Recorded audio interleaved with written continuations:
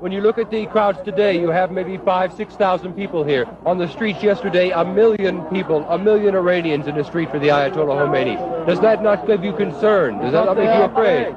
Because they are afraid, yeah, that's right. And most of the people don't say anything because they are afraid. And they are in silence, you know, they don't say anything. Is this the silent majority of Iran out here now? Yes, that's right.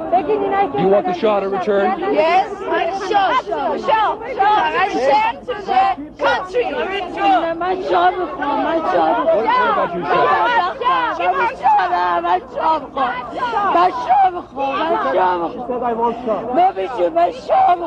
Shah? Why do you want the Shah? Why does she want the Shah?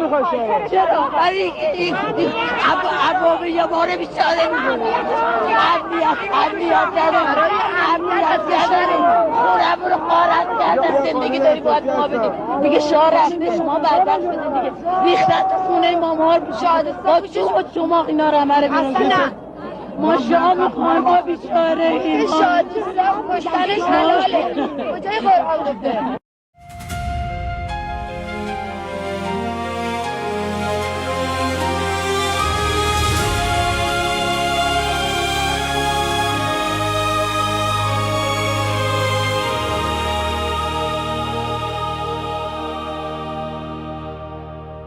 "47 years we've been bleeding in the dark, under the shadow of the Islamic regime, with a stone-cold heart.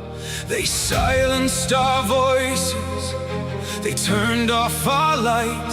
58 days without internet, but we still fought the night.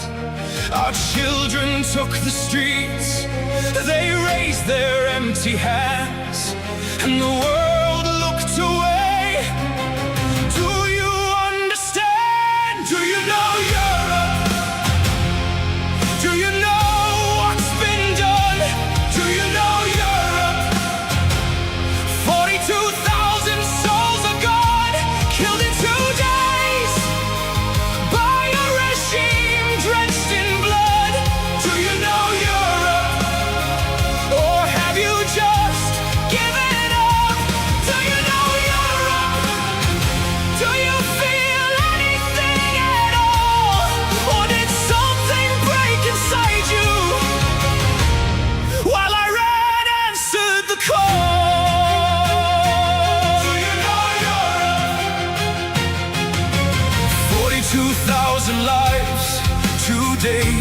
was all it took. Mothers and fathers and sons, did you even look? We stand with Crown Prince Reza Pahlavi, our hope and voice. Millions behind him marching, he is our only choice. He only fights for freedom, democracy and human rights. But you mock him in your chambers while he fights for our lives. To pull us out of this darkness, this century-long night, while you sign deals with our killers and call it diplomatic right. Do you know Europe? Do you know what's been done? Do you know Europe? They hang 60-40 souls one by one, hanged within 4 months by a regime drenched in blood. Do you know Europe? Or have you just given up? Do you know Europe? Do you feel anything at all? Or did something break inside you while I ran answered the call? Do you know Europe?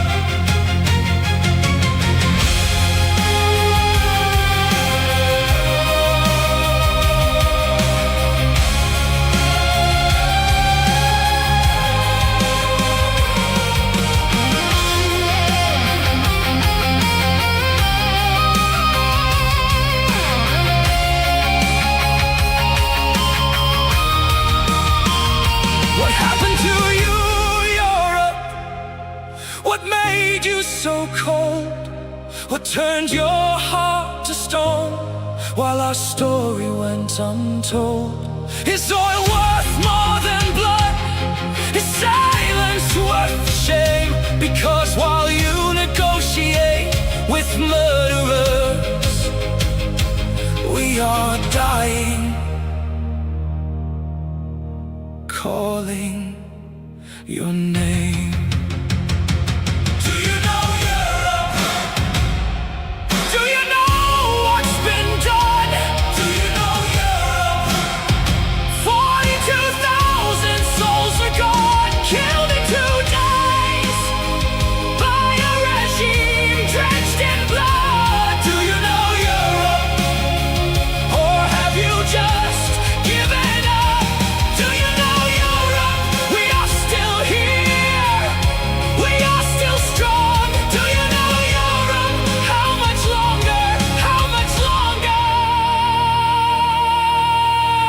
How long? Do you know Europe?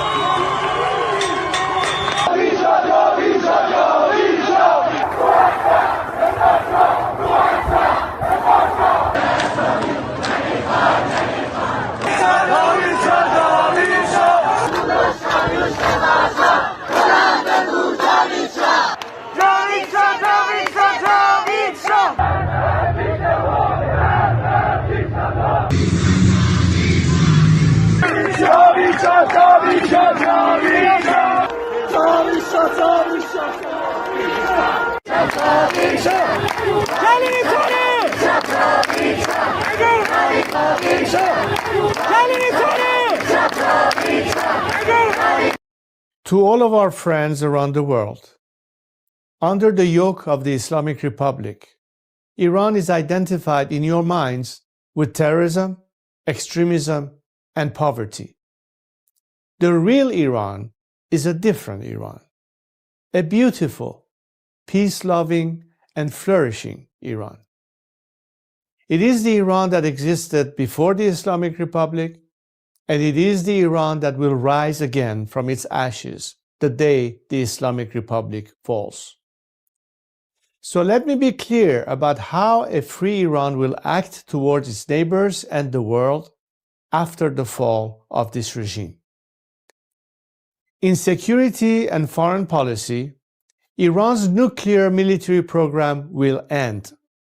Support for terrorist groups will cease immediately. A free Iran will work with regional and global partners to confront terrorism, organized crime, drug trafficking, and extremist Islamism. Iran will act as a friend and a stabilizing force in the region, and it will be a responsible partner in global security. In diplomacy, relations with the United States will be normalized, and our friendship with America and her people will be restored. The State of Israel will be recognized immediately. We will pursue the expansion of the Abraham Accords into the Cyrus Accords, bringing together a free Iran, Israel, and the Arab world. A new chapter will begin, grounded in mutual recognition, sovereignty, and national interest. In energy, Iran holds some of the largest oil and gas reserves in the world. A free Iran will become a reliable energy supplier to the free world. Policymaking will be transparent. Iran's actions will be responsible. Prices will be predictable. In transparency and governance, Iran will adopt and enforce international standards.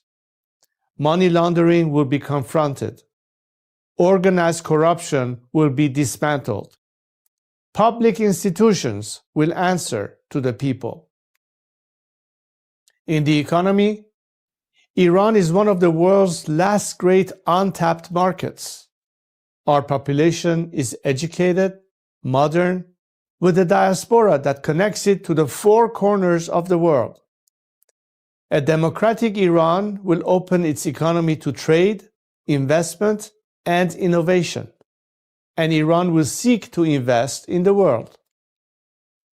Opportunity will replace isolation. This is not an abstract vision. It is a practical one, grounded in national interest, stability, and cooperation. To achieve this, now is the time to stand with the Iranian people.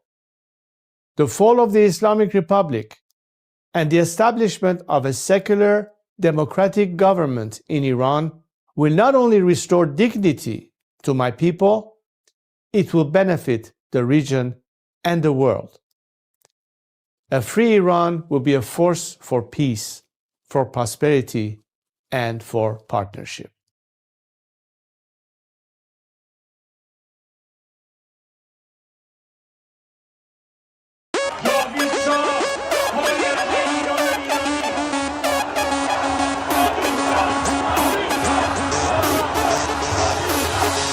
وقتی واسه غم نی گرچه قصه آمون کم نیست همه خسته ایم قبولم ما فرصتی واسه ماتم نیست روشن میشه فردا خورشید سرزمین ما سرم باز و سینه سپر بلند میگم جاوید شاه وقتی واسه غم نی گرچه قصه آمون کم نیست همه خسته این قبولم ما فرصتی واسه ماتم نیست روشن میشه فردا خورشید سرزمین ما سرم باز و سینه سپر بلند میگم جاوید شاه روبروم یه واژه یه هدف به نام انتقامه پشت سرم دعای مادر و تو دستم تفنگ بابامه رو زبونم اسم شاه بگین عشق بی انتهاست هر جا اسم ایران اومد اونجا صدای بچه رضاست فردا می نویسن تو کتاب قصه دیمار بگو با تیر جنگی کشتن بچه های بیگناه رو بگو از بخت مادرها شیر زنا و دخترامون بگو تنها شهید شدیم تا تنها نمون شامون وقتی واسه غم نی گرچه قصه هامون کم نیست همه خسته این قبولم ما فرصتی واسه ماتم نیست روشن میشه فردا خورشید سرزمین ما سرم باز و سینه سپر بلند میگم جاوید شاه وقتی واسه غم نی گرچه قصه هامون کم نیست همه خسته این قبولم ما فرصتی واسه ماتم نیست روشن میشه فردا خورشید سرزمین ما سرم باز و سینه سپر بلند میگم جاوید شاه وقتی واسه غم نی گرچه قصه هامون کم نیست همه خسته این قبولم ما فرصتی واسه ماتم نیست روشن میشه فردا خورشید سرزمین ما سرم باز و سینه سپر بلند میگم جاوید شاه سلام من به تو یار قدیمی منم همون هوادار قدیم سید سلام چطوری مردک کلی کتلت شدین دایی بدون مدرک سلام بسیجی قهرمان رفتی پیش توسی با پنیر و یه نون سنگک سلام به محفل قرآنیتون سلام به مدیرای بحرانیتون سلام به حاجی اکبر و طوله هاش و خارج و رفقای ارگانیتون سلام به دزدای پول ملت که تش میفتین توی تور ملت سلام به همه شما کرکسایی که دارین نونتون رو میزنین تو خون ملت تا که تش زیر دست و پاک و تک بخورین حالا هی به یه بادکنک بدوین سلام آخر تو زندان باشه وقتی قرار به این آب خنک بخورین مرگ بر ملا متولی ننگ در دنیا ننگ بر دوتا مجاهد چپی بعد از ملا مرگ بر ملا متولی ننگ در دنیا ننگ بر دوتا مجاهد چپی بعد از ملا اینو بگذاریم به خاک میرسیم تجزیه طلبی که به خاک بیرسیم ایران مردمش وطن پرستن از کرد تا بلوچ بری به فاک میرسی توف به هر چی مرسی است توف به هر کی در پی تجزیه است توف به لوی و همونی که شیفته ی گل ملیگران تو وطن خدا نسلی هست سر کردستان همه برپا شدن بلوچستان فدای مهسا شدن شم واحد که شیر و خورشید ما بقی جعلی ها تنها شدن شادی باشه واسه همه در میهن کور بشه چه شهرچی اهریمن رخه رو بگی تا اون 6 کلاس سواد و خبرگان و مجد سری ترجیحن شبهای عروس و دامادی باشه برن سلامتی نوش کنن و آبادی باشه مقصد کجاست میدون شهیاده به سمت اتوبان آزادی باشه سلام به نسل ندید پدیدا نبودیم ندیدیم قدیمتی ما شاه بود تو شادی کل میزدین حالا شاه بر میگرده پیک میزنین مرگ بر ملا متولی ننگ در دنیا ننگ بر دوتا مجاهد چپی بعد از ملا مرگ بر ملا متولی ننگ در دنیا ننگ بر دوتا مجاهد چپی بعد از ملا مرگ بر ملا متولی ننگ در دنیا ننگ بر دوتا مجاهد چپی بعد از ملا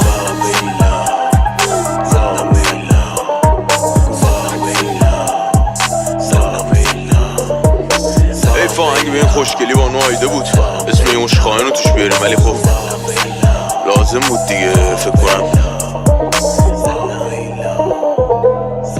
با نوایده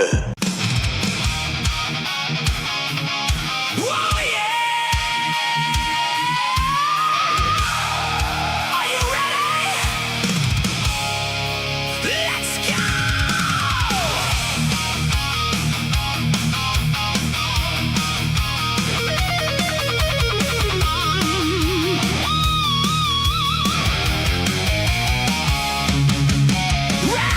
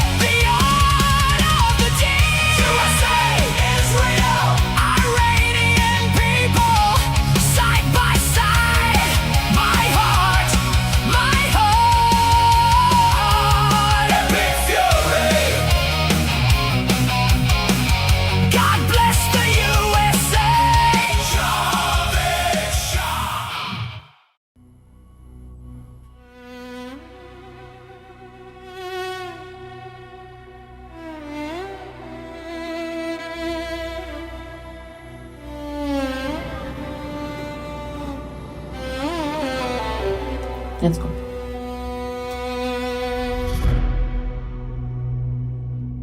میخوام بگم از دلم، از عشق به این میهنم، به امید روز شکست دشمن شاه برمیگرده به وطن.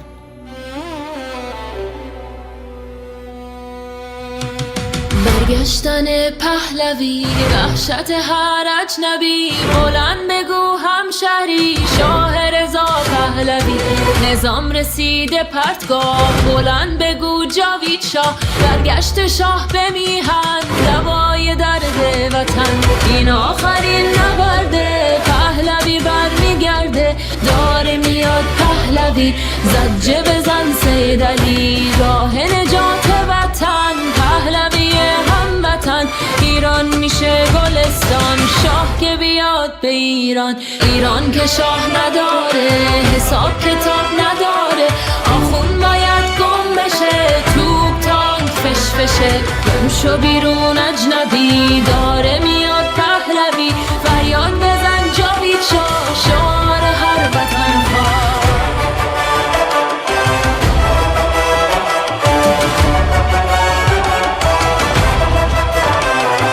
ما شاه میخوایم نه ملا، بذار بشنوه دنیا. ایرانی داد بزن، شاه تو فریاد بزن. برگشتن پهلوی، وحشت هر اجنبی. بلند بگو هموطن، شاه رضا پهلوی. فریاد بزن جاوید شاه، شعار هر وطن خواه. بلند بگو جاوید شاه، شعار هر وطن خواه. فریاد بزن جاوید شاه، شعار هر وطن خواه. فریاد بزن جاوید شاه، شعار هر وطن خواه. بلند بگو جاوید شاه، شعار هر وطن خواه.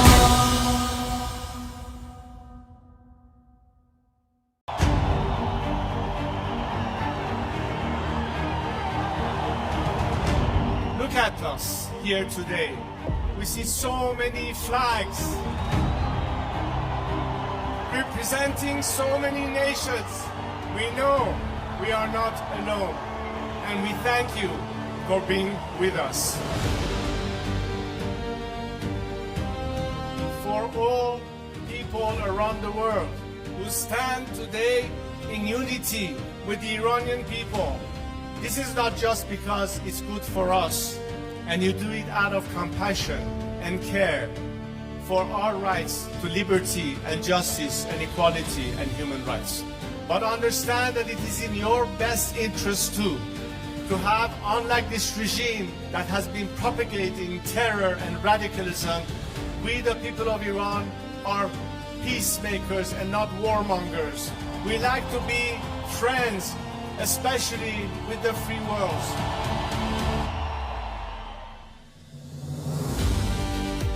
We'd like to be able to have the best neighborly relationship with the people of our area in the region, with the Arab countries, with Israel, and all our other neighbors. We are fighting for justice, we're fighting for human rights, we are fighting for liberty, we're fighting to put an end to all sorts of discrimination. Because as an Iranian, I stand here to tell you that I've dedicated 47 years of my life because I think that my country deserves far better than what we have right now.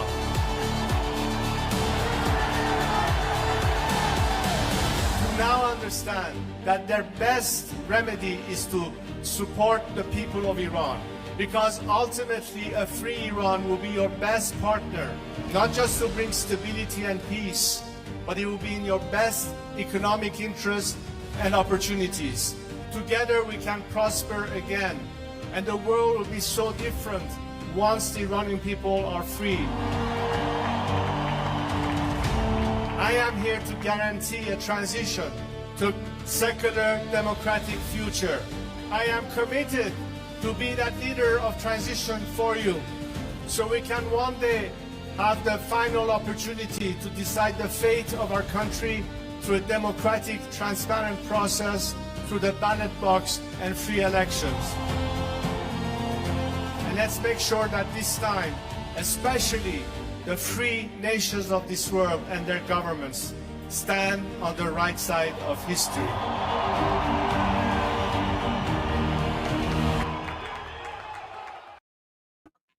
Well, Durud, everyone. Good morning, good afternoon, good evening, wherever you are. Welcome to day 158 of Iran Revolution Live with your wonderful and amazing host, Professor Navabi. Professor. Wow. Okay. And your wonderful and amazing host, Goldie Ghamari.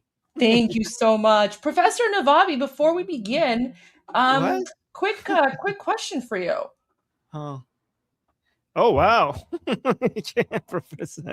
Professor Armin, how do we combat the threat of space jihad? with gamma rays or something else? Interesting. Okay, you just point to the fact that the space jihadists cannot pray in space because there's no way to figure out how to direct their prayers towards the Qibla, and therefore it's haram to be in space, so they can't operate in space and they have to come back to Earth, and that's how you dismantle their entire operations. That's what you do. Okay. But thank you. We were just curious. We wanted the professor's answer on this one, but we'll go to super chats later once we get the show started. But Armin, how are you doing today? Good.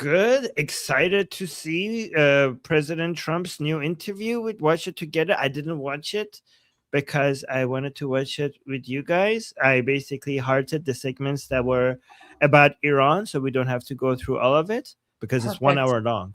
Yes, so we have. Yeah, let's go through it then. Okay, how are you doing, Goldie? I'm doing great. Keeping an eye on things, and I mean, there was the attack last night. It seemed like the IRGC was kind of going crazy all over the place, and then CENTCOM put out a statement, basically, dealing with all of the rumors and everything that was going out. So that was very interesting. Armin, it's the least ceasefire that of the history of ceasefires. Exactly. Right. There's also something else. Let me just find it here and pull it up for you. So we were watching a documentary last night about space, and a lot of us were commenting how the guy speaking looks like you. What? No. Does he? Okay. He's got like the kind of the hairstyle, the black t-shirt, right? So we were like, guys, it's Professor Navabi. So that's why we've upgraded you now to Professor Navabi. So no more Mr. Navabi. Now it's Professor Navabi. Oh, okay. So that's where the professor comments come from about space jihadis. So there you go. Oh my god. Oh, people in the chat are saying, whoa, twins, really? I look like that? Okay. All right. Okay, sure. Poor Armin. Yes, okay. Well, I'll take, I feel bad, Goldie, every time you say Mr. Navabi, Professor Armin Navabi. I just say Goldie Ghamari because I wanted to say no, you don't. Yeah. That's what I prefer. That's what you prefer. Okay. All right. Okay. Oh, look at this. That's what I was. Okay. Armin is saying Armin is way more handsome, though. Oh, obviously. Okay. Of course. We're just saying kind of look like he was giving off Armin vibes just with the outfit, right? Like the curly hair and like the black t-shirt. It was just giving off Armin vibes. Okay. All right. Thank you, guys. That's so sweet. All right. Let me go to the share. Let me actually bring this up. Okay, there we go. All right. So, guys, I went through President Trump just had a new interview. A lot of it was about Iran. Some of it was not about Iran. So I basically pre-selected the Iran-related ones so we could just focus on everything President Trump said about Iran. There you go. These are fresh. This is new. So let's watch this together. How are you going? Because there's an enormous amount of stress on you since the last time I talked to you. Yeah. You have every problem in the world weighing down on you, and you've been very active with Maduro, with Iran, trying to sort Ukraine out, the economy, energy. How are you managing to bear all of that? Well, one thing is working out well. You know, Venezuela was a big success. Iran's a big success. Where do you see? I mean, that'll be a very big success. We've essentially defeated the military. We'll see what happens. We're working on a deal, and if that happens, fine. If it doesn't happen, that's okay too. We'll do it the other way. But we'll do it the other way, guys. What is the other way? It's boom boom time. The economy is unbelievable. We just hit another stock market high today, all-time high, 71 times. In the short period that I've been here for the second term, 71 times we've been at a new high. And whether we like it or not, that is a big indicator of where we got people, 401ks are all high. They're all setting records. What about people who don't have 401ks and they're worried about gas or groceries? We hear about that I a lot. inherited very high prices when I came in. I inherited the highest inflation in the history of our country. You know, Biden had like 9-10% inflation. And I inherited that. And we have it way down. And then I said, I did have to say, we have to do something about Iran, because regardless of how well we're doing, we can't let them have a nuclear weapon. And they've already agreed they're not going to have a nuclear weapon. Have they? Oh, yeah. They've agreed to that. I mean, now they can change their mind, but that was one. Okay, so this is good that President Trump said that, because a lot of people criticize President Trump, saying like, oh, why are you believing them? They come to you and say, we're not going to have a nuclear weapon, and you just believe them?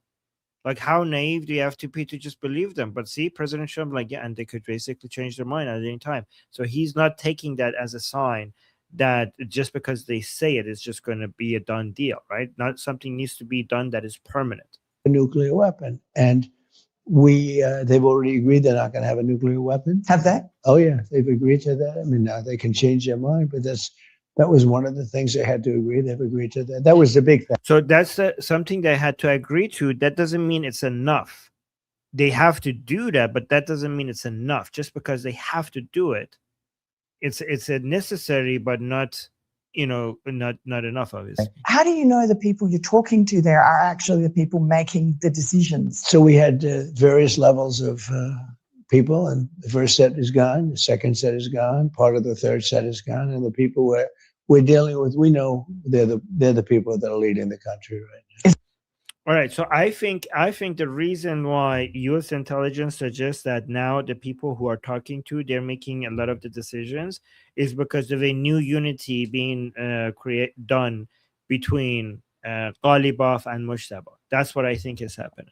I think that has given that group a lot more leverage, but we'll see. And then we'll go to this next one. This is also about Iran. Yeah, okay, let's put this one. Listen to this one. I think we're going to be in very good shape. We're in good shape right now.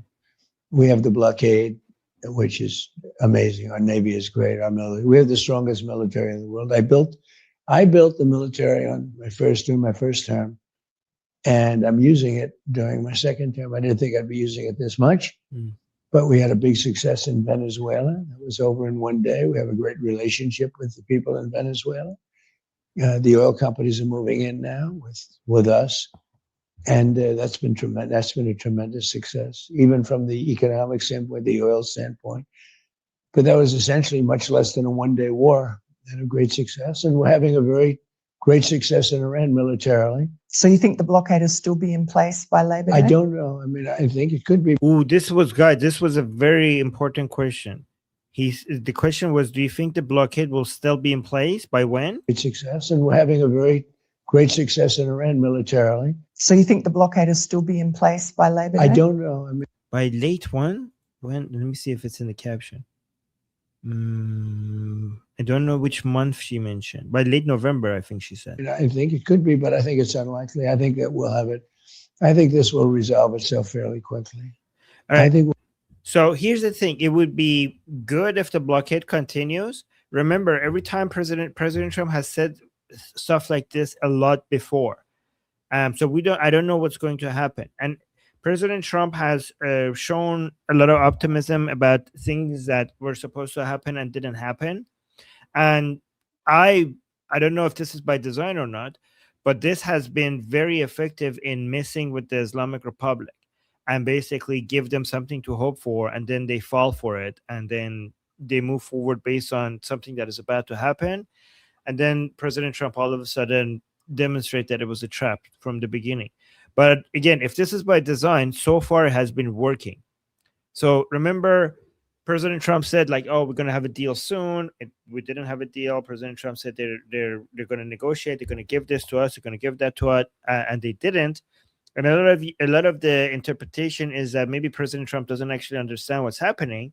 But another interpretation is that this is just buying time. President Trump is buying time as the blockade is doing its job, and also turning the Islamic Republic against each other by constantly saying that they're going to do a deal, they're going to do this to me, to give this to me, give that to me, making the many pro-regime Iranians turn against other pro-regime officials because they think that they're negotiating with President Trump and giving him what he wants, which is something that they cannot tolerate because President Trump is responsible for Ali Khamenei being dead. Does that make sense, guys? That's how I see it. I don't know if it's by design or not, but it's having the desired effect.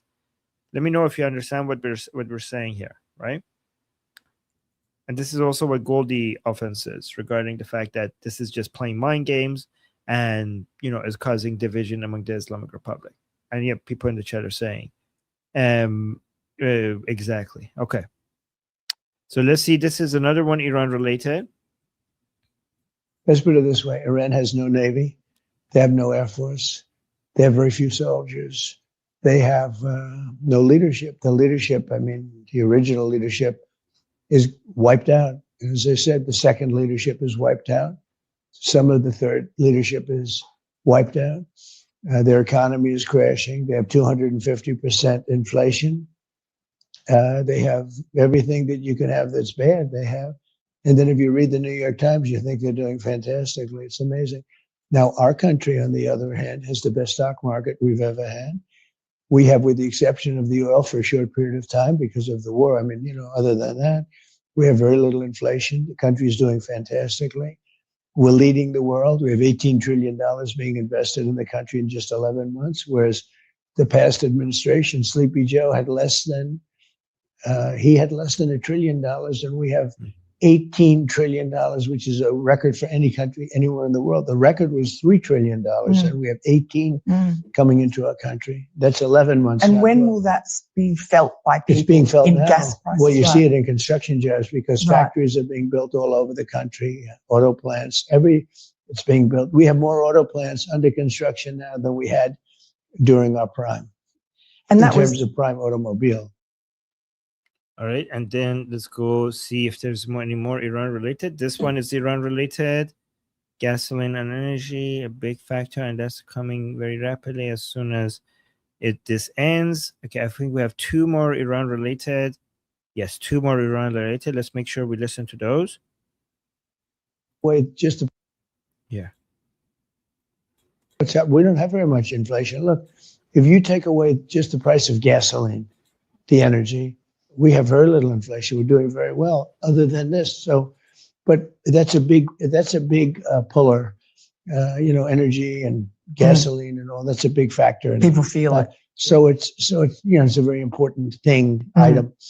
And that'll start coming down very rapidly as soon as this ends. When it ends, but what we will have is we'll have a situation where Iran will not have a nuclear weapon. Yes. And that's really more important than all of it. We want low gasoline. I had it down to $1.85 a gallon. Think of it, $1.85 in Iowa. I was in Iowa just before the war started, and I had it down to $1.85 a gallon in various parts of the country. And it'll be back there again at some point in the probably not too distant future. I think as soon as it ends, it's going to come. It's already, by the way, it's already way down. You know that. I saw it the other day. It's $98 a barrel. Yeah. So everyone said it was going to be $300-400 a barrel. It's $98 a barrel. Yeah, exactly. And I think the last one is up here. And then we go to a very important update from, this is actually relevant to the video that I'm going to show you next. So guys, remember there was a lot of rumors regarding President Trump and Prime Minister Netanyahu having a aggressive phone call, being angry with each other. So now we're going to see from President Trump himself what the truth is, right? So this is regarding his call with Netanyahu. I haven't listened to this. And I also have a clip from Prime Minister Netanyahu explaining what happened. This is what everybody is wondering, if it's true, if it's made up. Did Axios made it up? Did it actually happen? Did they swear at each other? Did they yell at each other? So now let's listen to President Trump clarifying what actually happened on the call. Axios reported that you had a... Oh, so remember, guys, the allegation was that President Trump wanted to stop Prime Minister Netanyahu from attacking Hezbollah, and Prime Minister Netanyahu wasn't basically resisting, stopping the attacks. And then President Trump got angry with Prime Minister Netanyahu, and they had a very angry phone call. So let's see what President Trump says and clarifies everything for us here. Axios reported that you had a phone call with Bibi Netanyahu, the Prime Minister of Israel, in which you were angry with him. You said, "Are you effing crazy? What are you effing doing? I helped you stay out of jail." Is that true? Did you speak to him in those terms? I did. I wouldn't say angry. I was a little bit perturbed at his constantly fighting with Lebanon. You know, at some point I said, "Bibi, we got to stop this. We got to stop it." But I have a very good relationship. We've done well together. He always says, we could never have done it, but everybody knows that we could have never done it without the United States. But I've worked very well together. I like Bibi a lot, and I've worked very well with him. We had I'm a wartime president. He's a wartime prime minister. Very important part of the world, and I think we've done very well. We've gotten along very well together. Axios reported that. So President Trump, at the beginning, he said, "I did." So when he said, "Did you call him effing crazy?" And he said, "Yeah, I did." So I don't know. What do you guys think? Do you think this is playing good cop? Like they're putting this out there as a good cop, bad cop strategy with the Islamic Republic? Let's listen to this part one more time. Axios reported that you had a phone call with Bibi Netanyahu, the Prime Minister of Israel, in which you were angry with him. You said, "Are you effing crazy? What are you effing doing? I helped you stay out of jail." Is that true? Did you speak to him in those terms? I did. So he said, "I did. And apparently it's about, I helped you." He told Prime Minister Netanyahu, "I helped you stay out of jail. And you're effing crazy for attacking Hezbollah." So Goldie, do you think this is a mind game for the Islamic Republic, playing good cop, bad cop? Yeah, absolutely. I think that's exactly what's happening here. So I'm also interested someone leaked this phone call, obviously. So the question is, who leaked this? Yes, I saw Mark Levin was very angry with whoever is responsible for leaking this and saying that they should be found. Yeah. I also have a clip from Marco Rubio from yesterday. Well, it's not a clip. It's part of the Senate committee hearing because I watched the entire thing yesterday, and I found a section that I think you will enjoy very much. Oh, okay. Should we play it after Prime Minister Netanyahu talks about the call we had? Yeah, okay. So I have a 1-minute video. Yeah. Let's go for that. No rush. And then that's fantastic. Can you send it in the private chat? That's fantastic. Thank you, Goldie. So, guys, this was President Trump's perspective, saying that, yes, he basically did swore at Prime Minister Netanyahu, and he did say that I kept you out of jail. And he said the reason was that I told him, don't you want this to all stop, basically attacking Hezbollah. Also, pay attention to the language that President Trump used, because I think, hopefully this is all by design, because he said attacking Lebanon. I don't think Israel is not attacking Lebanon, obviously. Israel is attacking Hezbollah. Right, so listen to this part one more time, the reasoning behind it, and we'll then go to Prime Minister Netanyahu and see what his perspective is. What are you effing doing? I helped you stay out of jail. Is that true? Did you speak to him in those terms? I did. I wouldn't say angry. I was a little bit perturbed at his. So somebody's saying, look at somebody saying Axios is trash. Armin, I don't think he's saying, yes, I said those words. Just maybe an argument. He literally just said here, I did. Look at this. Perturbed at. Listen, like, are you not listening to, like, I'm not, my source is not Axios. I don't trust Axios. I'm listening to President Trump, and I'm not saying it happened. This might be a mind game, but listen to this. I helped you stay out of jail. Is that true? Did you speak to him in those terms? I did. I wouldn't say angry. He said, I did. Look, I don't know why people are saying, Armin, I'm not getting the same thing out of that answer. I think he said, I did to the conversation. What the, I don't know. He said, did you say those things? He said, I did. Okay. Yeah, I don't know. Here, let me listen to it again. Maybe you're right. Doing, I helped you stay out of jail. Is that true? Did you speak to him in those terms? I did. He said, is that true? Did you speak to him in those terms? He said, I did. I don't know what you guys are trying to, I think the Goldie's explanation is better than what you guys are saying. You guys are saying he's not saying exactly what he's just saying. Listen to Goldie. Goldie is saying she thinks this is part of the mind games that they're playing against the Islamic Republic. That's what Goldie's explanation is. I don't know what you guys are listening to. I wouldn't say angry. I was a little bit. Like, look at Javid is saying, I think he trailed off. He said, he literally said, I did. Oh my God. Guys, if you don't want something to be true, don't create your own version of reality. That's not how it works. Yes, exactly. This might be mind games. That's the better explanation. Perturbed at his constantly fighting with Lebanon. You know, at some point I said, Bibi, we got to stop this. We got to stop it. But I have a very good relationship. We've done well together. He always says, we could never have done it, but everybody knows that. He's complimenting him. He said, I did, but okay, I have a good relationship with him. All right, so let's go back. Let's see what Prime Minister Netanyahu, is this in Hebrew? Let's talk about the call that. Okay, no, it's in English. All right, let's see what Prime Minister Netanyahu says about the call. So let's talk about the call that you had with him this week, which is getting a lot of attention. The president confirmed that he said you're effing crazy. There you go. Oh my God. See, I was right. You guys making me feel like I'm imagining things. Okay. See, I was right. Okay. You're making me feel like you made me feel like I'm just basically making stuff up. I'm not. See, listen to this again. So let's talk about the call that you had with him this week, which is getting a lot of attention. The president confirmed that he said you're effing crazy. How did you react to that? What the president confirmed that he told you you're effing crazy. There you go. Really happened in that call? Well, I'm not going to get into details of our conversations. We've had thousands, well, a lot of them. And if you think this is a crisis, you should be in some other conversations. But we've always found a way.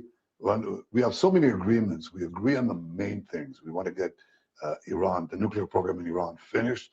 We want to make sure that Iran doesn't pose a threat to Israel, to the Middle East, to America, that it doesn't develop nuclear weapons and the means to deliver them, not only to Israel and to every capital in Europe, but to every city in the United States. That's our common goal. That's what we set out to do. And to expand the circle of peace, as the president and I did in the Abraham Accords.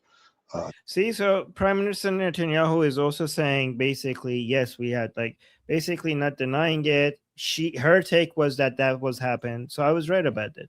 And he's basically just saying okay, we have so many agreements. You guys are just focusing on that one thing. That's our common goal. That's what we set out to do. And to expand the circle of peace, as the president and I did in the Abraham Accords together. So we have common goals. Sometimes we have, as in the best of families, you have these tactical disagreements. We always find a way to work them out. And so we will find a way to work them out. So it did happen. They tried to find a way to work them out. That's, again, this might be, I'm not saying it happened. I'm saying this could be political theater, but it's obviously the case that both President Trump and Prime Minister Netanyahu are making it as if it did happen. And we do so as great friends. We can disagree in the morning, and by the afternoon we have common action. Okay, so from President Trump, yeah. So question, Trump call you effing crazy. Netanyahu is saying, sometimes as in the best of families, we have these tactical disagreements. We always find a way to work them out. We can disagree in the morning and we have common action by the afternoon. So yeah, it seemed like it either was a real fight or basically a planned leak. So it was either a real fight that somebody leaked it that they shouldn't have, or it was an engineered fight and a planned leak for political purposes.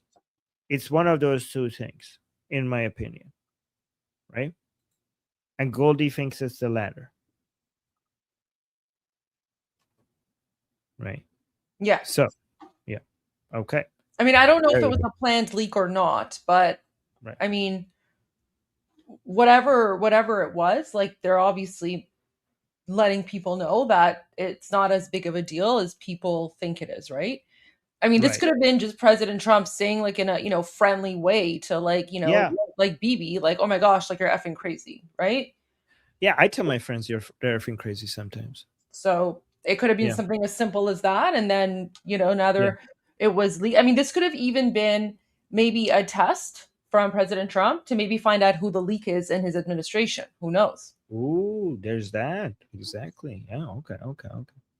I mean, President Trump said, I did say those words, but I wasn't angry. Like maybe the tone was not the way that people like, yeah, you're effing crazy. Or like, you're effing crazy. Like, like there's different ways to say that, right?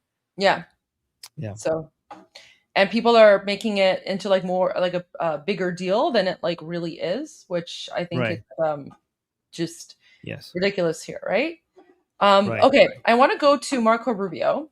Yes. I pulled it up, so let me just pull it up here. I found the because it's like the entire thing is like almost 3 hours long, but there were a few very interesting sections here, and I think you're going to appreciate this next part here. Strike. You're asking for the actual written opinion the way it was. Senator Lee. Okay. Thank you, Mr. Chairman. Thanks, Secretary Rubio, for being. You look like Ricketts. I apologize. This threw me off a second. Well, look, bald is beautiful, and we can't help that. But thanks for all of your efforts. You are a very effective spokesperson for not only President Trump and the administration, but for the United States, and I'm grateful for that.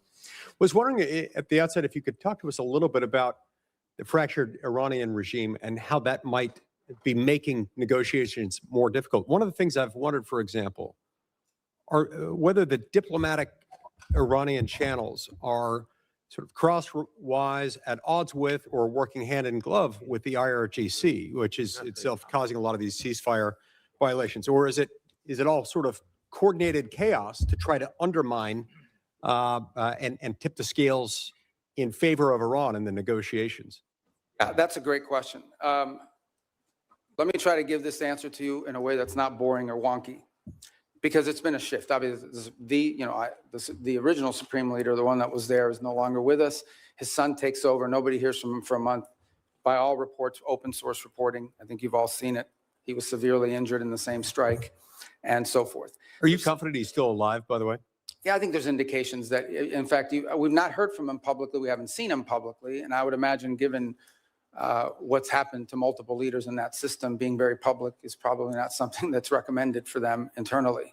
But that said, I think there are indications out there that he is increasingly engaging at some level, although all of his communications have been in writing and through intermediaries.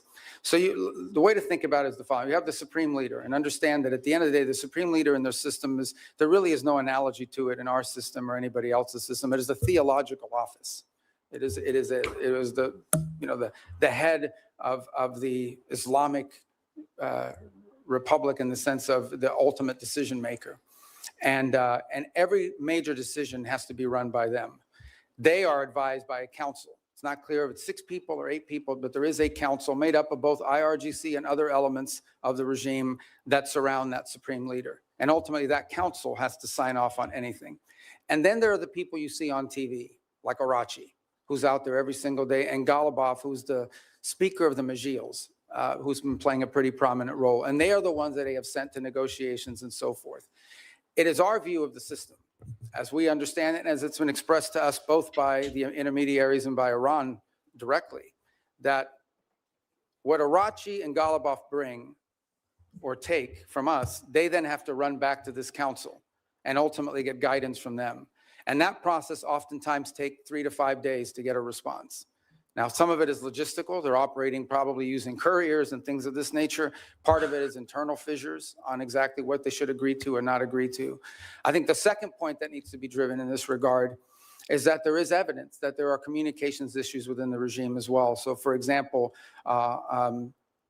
it's pretty clear that at the outset of hostilities and the conflict, they had delegated decision-making to field commanders. And so oftentimes field commanders had delegated authority to act on let's say, a pre-operational planning that already put in place. And so unlike our system, where perhaps you know that the president or the secretary of war is directly making orders and decisions, or the chairman of the Joint Chiefs, in their system, a lot of decision-making at the tactical level, like which ships to hit and so forth, are being made at the commander level. So that's why from the outset it can look like fire-ready aim, but it's part of the design of the system. Yes. Oh my God, Goldie. We have been saying exactly this on Iran Revolution Live for so long. We have been explaining this exact detail of this, how this they operate exactly what Marco Rubio said. Oh my God. And the U.S. intelligence is now confirming that we were right here on Iran Revolution Live. This is why I like watching all, like, you know, the long version of all these interviews and stuff. So, you know, yesterday I basically watched the entire thing. It's like, you know, almost 3 hours long. There's a lot of good parts in there. But anyways, yeah, let's continue with this. Perhaps. Well, I think it was a design of the system in the sense of regime survival and the ability to operate in case there was decapitation strikes or people are removed. But let's go back to the essence of the negotiations. What's complicated them is you ultimately are negotiating with people who then have to negotiate within their own system to see what they're allowed to give and what they're allowed to agree to. What is abundantly clear is that Iran is facing severe internal economic. All the problems Iran had before this conflict not only are still there, but they're worse. All the things that led to the protests, all of these are worse than they were before. And I think there's definitely elements within that regime that understand it. And then there are other elements of it that are more immune to it and perhaps more resistant to making agreements. And so what we are working through is in many cases, is delays in getting the responses to people. And this is why you see reporting about there might be a deal in the next few days, because internally it takes time to get responses from them, sometimes upward to 5 or 6 days. Undoubtedly, they're using that to their advantage, sort of like the car dealer where the salesman has to go talk to his manager and make you wait and think about it for a while. Even more complicated than that. Even more complicated than that. One more question. I think we could benefit.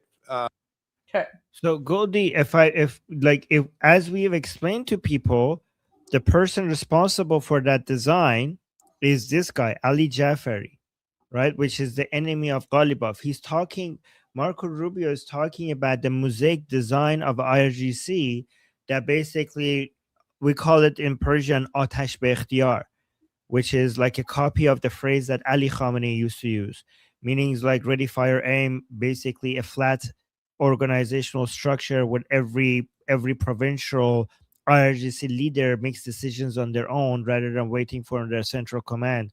So if you come here, you see this 32 number over here. That is the provincial IRGC commanders that, based on Jafari's design, would be able to basically make decisions on their own. So it creates a flat organizational structure or mosaic organizational structure, which means that the IRGC would be able to resist more, even if some of the leaders are being killed, right? And this is why Ali Jafari was considered to be like a really good leader of IRGC when he was the leader of IRGC, but he's also the main enemy of Ghalibaf, right? And also more recently, we told you that Jafari is teaming up with Vahidi and Ghalibaf is teaming up with the Mujtaba Khamenei and the Office of the Supreme Leadership. So the main two teams is Khamenei and Ghalibaf versus Vahidi teaming up with with Jafari. Jafari was sidelined for a while, but now he's back. And guys, remember when Goldie showed a segment on state TV and they had Ali Jafari on? She found that for us, and I said, like, I wonder why are they showing him on state TV? Is he gonna have a comeback? Because guys, in the Islamic Republic, when they show you on state TV, what follows usually is the preparation for you to become more relevant. And then shortly after, we saw Vahidi and Jafari working with each other. Oh my God, this is so amazing. And so, guys, I think maybe I don't know, American intelligence, watch our show. I think yes, maybe Marco Rubio watches our show. So there's that. I'm just kidding, by the way, but no, but not really. But yeah, no, I'm kidding. Okay, so that's good because we already explained all of this to you guys way before. We already knew all of this. Okay, cool. It's There's good another to be, part. yeah. There's another part that I want to share. It's a little bit further ahead. It's at the 2 hours and 18 minutes mark. So there's like this, crazy Democrat who just like goes off and like she just says like the most ridiculous. It's like this woman here, and then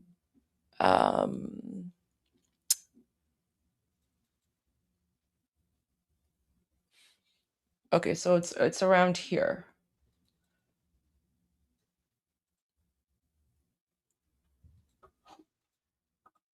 You were not, was there, excuse me, and you were not. I just feel that's embarrassing for us and it's embarrassing for you. So, Mr. Secretary, Congress represents the American people. We have the power to confirm who represents America abroad. We confirmed you to be our Secretary of State. We confirmed you to be in the negotiations that are happening. And it's just unthinkable to me that you are missing high stakes negotiations or that you're not involved. It's sad. Senator Rosen, your excluded. time's up. Okay, But so let me Senator Secretary Rubio, You're should have the 100% opportunity to inaccurate reply. and 100% wrong. Here's why. Number one, the Vice President of the United States was there, and he wasn't confirmed by us, and he was elected by the American people. Okay, he is the second in line of the presidency of the United States. He was present. Mr. Witkoff is the president's envoy for negotiation for peace deals. Mr. Kushner is a private citizen that serves as an advisor on these functions. They were the team that we sent to Pakistan. I was not at a party. Where I was is next to the president. Because in the midst of those negotiations, I was in communications with them. And in fact, I think there is media reporting from that evening on how on multiple occasions I went into a back room, I came back out and spoke to the president and was constantly updating him. On that evening, I spoke to Mr. Kushner and our negotiating team and Mr. Witkoff on at least 6 occasions, including twice on a secure line from the phone they had access to over there. So you don't know what you're talking about. You're just Senator making Rosen, stuff up. he has the floor. I know your please. staff wrote up this cute statement for your TikTok video, but it's not true. And it's not real. That's not what happened.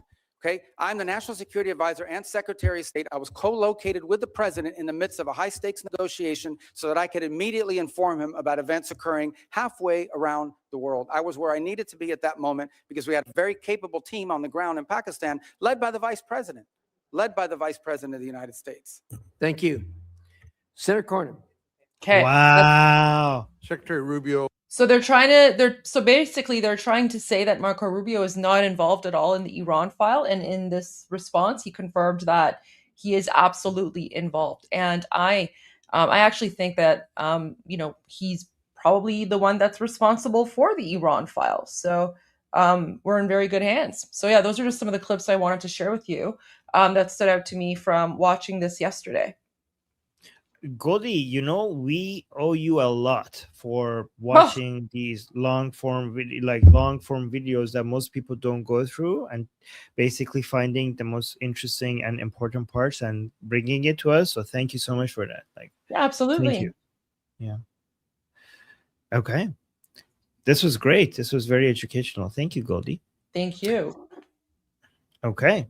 So, guys, if you want, I also have, remember we were watching the part, it was like a short clip between Ted Cruz and Marco Rubio.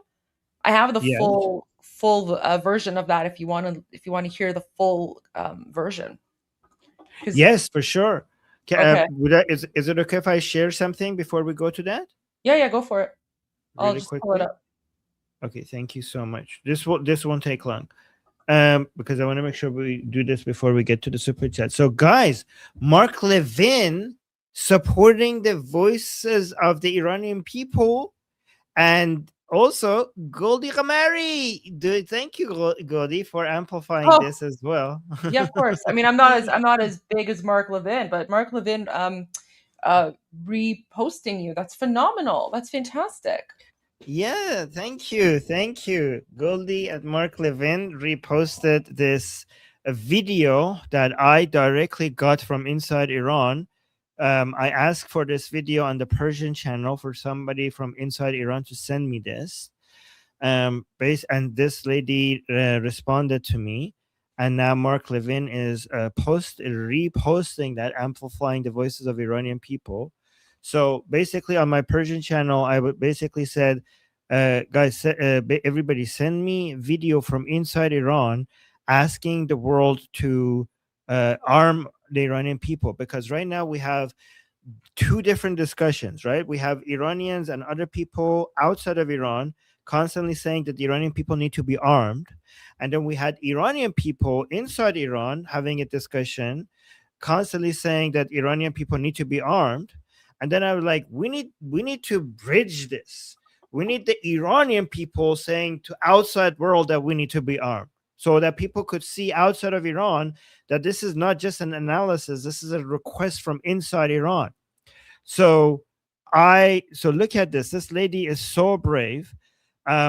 She sent this video, and guys, before you criticize me for this, I 3 times, not once, not twice, 3 times, I asked her if she wants me to post this and if she's comfortable with the video to be posted as is. And I will also be very clear with the risk associated with it. And she said, yes, posted as is, right? She sent me 2 videos, and I basically edited it and put them together. So let's watch the video. This is from inside Iran. And I basically, I said, like, if you want to be armed, just write on a piece of paper, say arm us. And this is exactly what she did. So watch this.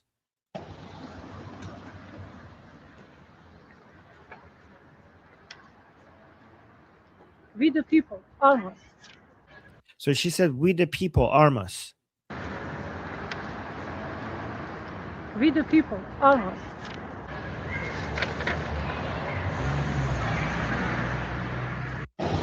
So guys, I don't know if you could appreciate how much bravery this takes. This is incredible.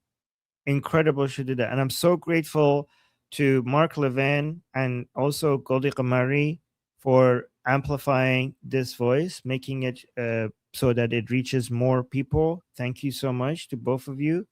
And I hope like this also gets to President Trump, because Mark Levin is President Trump's favorite #1 analyst. So I'm so glad that this got the amplification that she wanted for making this video. I'll also share a link to this in the chat if you guys want to help amplify it as well. So yeah, thank you. So yeah, Goldie, there's that. If we want to go to the Ted Cruz thing. Yeah. Okay. Only because it's him. One more bite of the apple. Thank you, Mr. Chairman. I will say, Mr. Secretary, since you left the Senate, I've been obliged to serve Cuban coffee in my meetings because you left me as the only Cuban American left behind. So come by if you want a cafecito. Let me start by saying President Trump's decision to strike Iran was the most consequential decision of his second term as president. And I want to commend you, I want to commend the president and the entire administration on the extraordinary success we have seen. In less than 40 days, the United States has utterly and completely destroyed the military and nuclear infrastructure that the Iranian regime spent nearly 50 years building. Every day that passes increases American leverage. Iran is weaker, poorer, and more isolated than it's been in decades. The president has laid out 4 red lines for any resolution to this military conflict. Number 1, that there be zero enrichment by Iran. Number 2, that they hand over all of their enriched uranium. Number 3, that they stop funding terrorism worldwide. And number 4, that they open the Strait of Hormuz. I agree with all 4 of those red lines. Do you agree with those red lines? And how achievable do you believe they are in the coming weeks and months? Yeah, you stated the poor positions the president has taken accurately, and the entire administration is supportive of it because that's what we're. Goldie, we take can our I? directives from the president, yeah. and personally, during my time in the Sorry. Senate, these were becoming. Somebody is saying you've put her in danger by publishing her video. She's an adult woman. She asked me to post that video. She knows what she's doing. I am in no position to make those decisions for her. She's a freedom fighter. I am just amplifying the message that she wanted me to put out in the world. She's not a child. I'm not going to treat her like a child. I already communicated to her what the risk is, and she said post it. I would, if somebody is fighting for my country and she knows the risks and she's asking me to help her, I am not going to tell her no. I don't see myself in a position to tell her no. I'm not going to treat her like a child. I'm going to treat her like an adult, and I'm going to thank her, and I'm going to treat her like a freedom fighter. Sorry, Goldie, I just had to respond to that. Okay. Consistent with my thinking. I would only reverse it in the following order. The Straits of Hormuz, it would have to come first, because what they're doing there is unlawful and illegal to begin with. That has to open immediately. And that has to open immediately in exchange, not for anything else other than us lifting the blockade. We have a blockade on Iranian oil leaving. And the reason why we have a blockade on Iranian oil leaving is because they closed the straits. If they open the straits, and by open the straits, understand what we're saying. It's saying you're not going to threaten to shoot at commercial vessels of civilians and create, ecological disaster. That's what they're doing. It's unlawful. It's illegal. It's outrageous. Every country in the world condemns it. If they end that, we lift the blockade. Then we enter into the second phase, which is the nuclear question. On enrichment, they don't need to enrich. If what they want is a nuclear energy program, they can have one without enrichment. And it was somebody the other day, a few questions ago, I forgot who it was, said that what we're working on is similar to JCPOA. It is not. JCPOA would have expired this year, and it allowed them to keep all the enrichment equipment that they needed. And clearly that equipment could get them to 60 and 90% because they've done it to 60% as a result of it. So it would have to deal with that question. And it would have to deal with the highly enriched uranium that they currently are in possession of. There's no reason to have, the only reason to have 60% enriched uranium is to turn it into 90% enriched uranium and put it into a weapon. So those remain, and on the sponsor of terrorism, absolutely. To the point where I would argue, for example, it's one of the interesting things that's happening, and I know Senator Shaheen has a great interest in Lebanon. It's one of the most ironic situations in the world. The Lebanese government and the Israeli government could do a peace deal tomorrow. Israel has no territorial claims in Lebanon. And Hezbollah is in particular, in fact, Hezbollah has called for the overthrow of the current Lebanese government. The impediment in Lebanon is the fact that Hezbollah has embedded itself into that country and is the reason for all the suffering that's happening there right now and all the suffering that's historically happened. Entirely funded, entirely controlled by Iran. There is no Hezbollah without Iran. There is no Hezbollah without Iran. I mean, there might be a political movement with ideology, but they don't have a bunch of rockets. They don't have a bunch of weapons without Iran. They are a complete, total proxy of Iran, and that's the kind of activity that needs to be. I want to come back to Hezbollah in a moment. Just focusing for a second on Iran itself. For some time, I have urged the administration, I've urged Israel to arm the protesters in Iran. I don't think it is fair to expect the Iranian people to stand up, protesters to stand up with rocks against soldiers with machine guns. Are we arming the protesters, and should we be? Yeah, I'm not aware of any program to arm civilians in Iran to overthrow their government. I mean, there may be other countries doing it or other elements, but certainly not the U.S. government.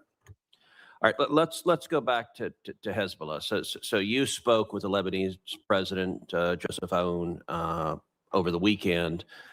The State Department sent out an email to journalists shortly after your call in which the State Department, a spokesperson, said, quote, Iran wants to prolong the conflict in Lebanon so it can claim credit for saving the day. I have to admit that didn't strike me as accurate. I don't think Iran wants to keep the conflict going in Lebanon. I think they desperately want Israel to stop killing Hezbollah. Do you agree with that? Yeah, I think the point I was trying to make is that we are trying to view the Lebanon-Israeli talks as separate and distinct from Iran. And what Iran wants to do is mix it all together because Hezbollah is not legitimate. There's a government in Lebanon. That's who we're dealing with. And Hezbollah is not their equal in terms of who we're going to be dealing with or who needs to be in charge. So the point we're trying to make is that is what Iran is trying to stymie. They are trying to stymie any effort in which Israel and Lebanon can work together and prolong it, so that if an arrangement is reached at some point in the future, they can claim credit for having forced it through leverage. And that's why you see, for example, Hezbollah agreed to a ceasefire about a week ago and then immediately violated within hours. You would agree every Hezbollah terrorist that the IDF kills makes America safer. Well, Hezbollah is a danger to the United States. There's no doubt about it. I think the question is, how do you do that? And how do you achieve the objective of demilitarizing and defanging Hezbollah while at the same time strengthening the legitimate government of Lebanon, and particularly the president and others? That's been the challenge there for a very long time. That remains the challenge now, of course.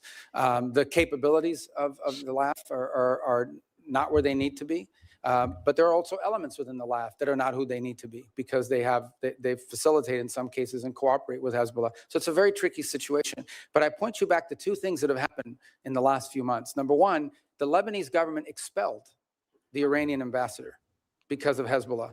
The Iranian ambassador says, I'm not leaving and you can't make me. Okay, that's number one. The second thing that's happened is just a week ago, Hezbollah openly called, they openly called for the overthrow of the Lebanese government. So no one here should be under any. Hezbollah is not just an enemy of Israel and an enemy of America. Hezbollah is an enemy of Lebanon and of the Lebanese people. Thank you. Thank you. Thank you, Senator Cruz. Senator Rubio, you've been very generous with your time. We appreciate.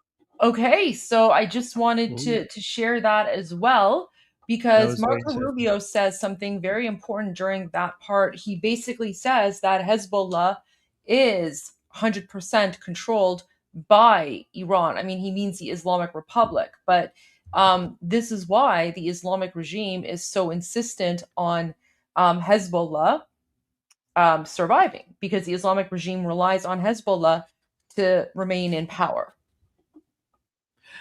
Goldie, I saw a video of Hezbollah people complaining that they're not getting paid by the Islamic Republic as much as they used to be, and asking, like, being upset about it, which shows that they're going to get paid nothing soon. Yes, which shows that Operation Economic Fury is doing its job. Yeah, if Hezbollah is not getting paid, yeah, absolutely, great. And also, Goldie, like Marco Rubio's understanding of the nuances of, politics in the Middle East, of all the countries in that region, is so. I mean, it's so impressive every time he talks about it. I think we're all really lucky, not just Americans, but the rest of the world. We're all very, very lucky that he is right there beside the president, and that he's in Trump's administration, and that he has President Trump's ear. Exactly. Yes. Amo Marco. Yeah. Yes. Okay. Are we doing super chats now? Yeah, we can go to the Q&A session. Yeah. Oh, okay. And then, but let's do one Durka video before we do that. Okay. This is new, fresh. Oh my God.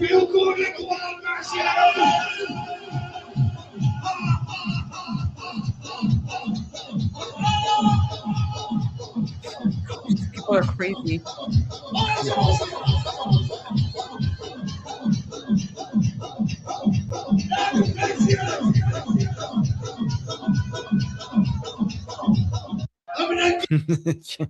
It's literally a cult. It's literally a cult, and they're all in hell. Like they basically brought hell to earth. That's what it is. Oh my God. It's a sickness. It's a sickness. It really is. And we're trying to cure our country from this sickness. Oh my God. Okay. Okay. It's guys, super chat Q&A time. Thank you everybody for supporting us. We're going to go through your questions now. I appreciate all the support. All right. So the first one is from Scruff Diesel.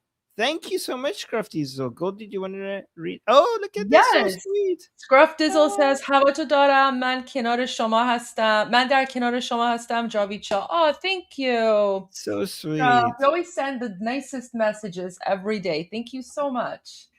Guys, Havotodaram is such a sweet way of saying that you have someone's back. Like I don't know how to explain it, but it's just so sweet when you hear it. Havotodaram. It's just like the closest thing to a hug that you could say, but in words, right? Like if somebody says Havotodaram, you just feel like they're hugging you and saying, I have your back. That's the feeling you get when somebody says that. Thank you for the super chat and supporting us. Okay, and then Fleshy Interloper, thank you so much for the super chat saying ceasefire with added boom boom. Pretty much. Yes. Yeah, some people were saying in Israel they were calling the war like now against Hezbollah. They named it. They called it the ceasefire war, which is funny. It's the ceasefire war. All right, and thank you, Fleshy Interloper, and also Wake Up Counter. Thank you so much. You did wake it up. You did manage to wake it up. Thank you. It worked. And then look at this, Gruff Diesel with another super chat. Wow, look at this. Yeah. من برای شما می‌جنگم. Oh, thank you. Very, very kind. Oh, guys, that translates to that I will fight for you. I will fight for you. That is so sweet. Thank you, guys. Thank you, Scruff Diesel.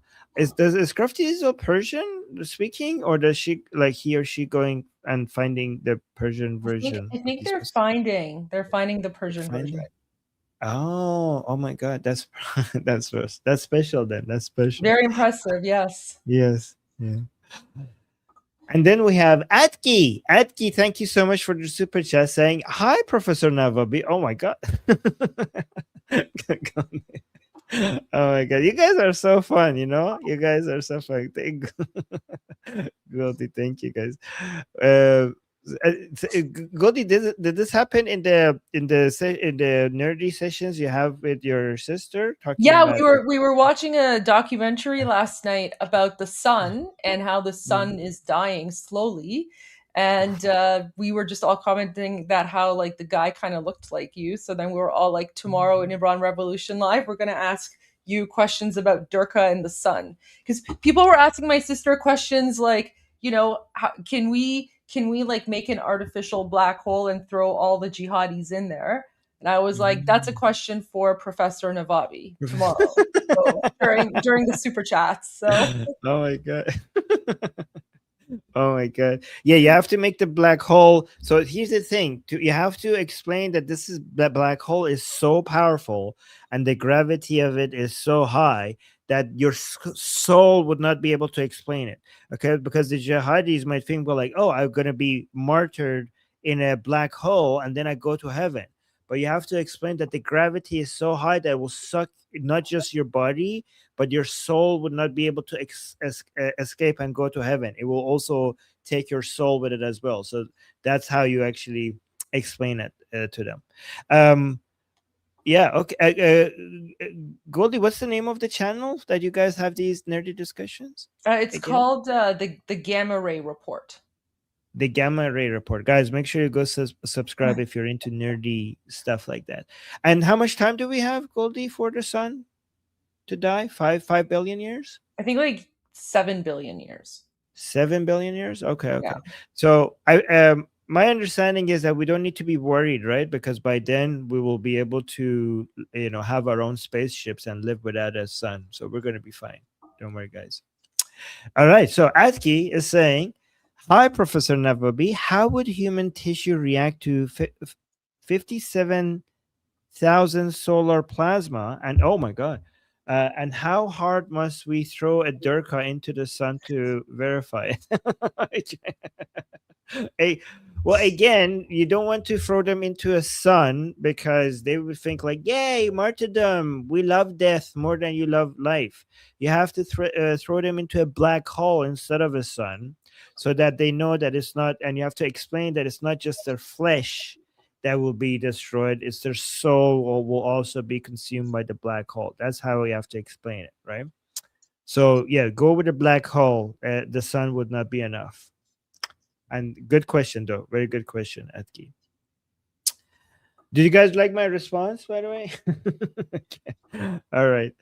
And then we have PC. Thank you so much. We got a super chat from PC saying, Goldie NHS doctors in UK have been exposed as saying they won't treat an Israeli patient. Yes, I saw that. Oh my God, that was so crazy. We saw it was a TikTok video of somebody saying like, yeah, if an Israeli comes here, I'm not going to treat them. And then continues the PC saying, after 44 years, all my life in UK, now I'm planning to leave this country fed up. I'm Israel Chai, Zionism confirmed. Yes, yes, yes, yes. Goldie, I'm I hoping mean, you're going I to don't it. think Yeah. I don't think that's a happy thing though, right? I mean, No. Okay. it's I'm not being happy. I'm not sorry. So can I clarify before you like, because I don't want to, I'm not happy for what is happening to you. I'm happy for you having a solution. Okay. So if somebody says like, oh, I have this medicine, I'm not going to be like, yes, yes, yes, you're sick. I'm saying, yes, yes, yes. The solution is Israel. The solution is Zionism. I'm not cheering the fact that you're experiencing that. I hope that nobody thinks that. I'm happy that Jews have a place to go to protect themselves, right? Like that's not like like go. So that came off wrong. If you guys thought I was like, does that make sense, Goldie? it does.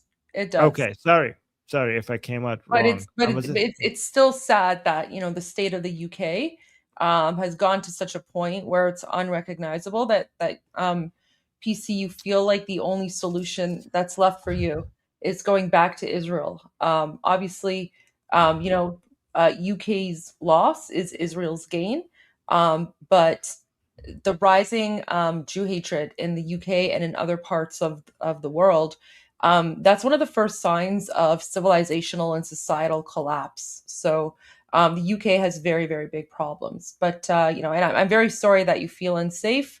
I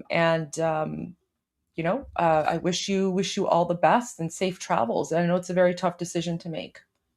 PC, when I said yes, did it came off as like, I hope you didn't misinterpret what I was saying. Obviously, I feel for you. I hope I didn't come off as being offensive. I wasn't meaning to say like, I'm happy that this is happening to you. I'm just, the second part where you were saying that you have Israel as a place to go. I'm assuming it's Israel. That's what I was thinking. Like you have a solution because you have been talking about this for a while. About how situation is bad in the UK, and I know that, and I feel sorry. And this has been the case for the past, I don't know, 2,000 years for Jews.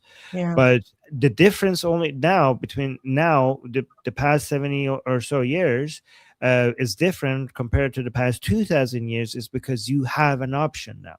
There is an option. So I hope nobody got upset by what I said. Yeah. But yes.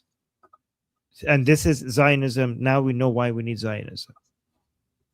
Yeah, okay, who's saying?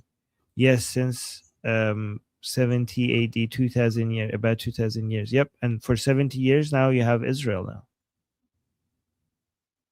Okay, good. Okay, so yes.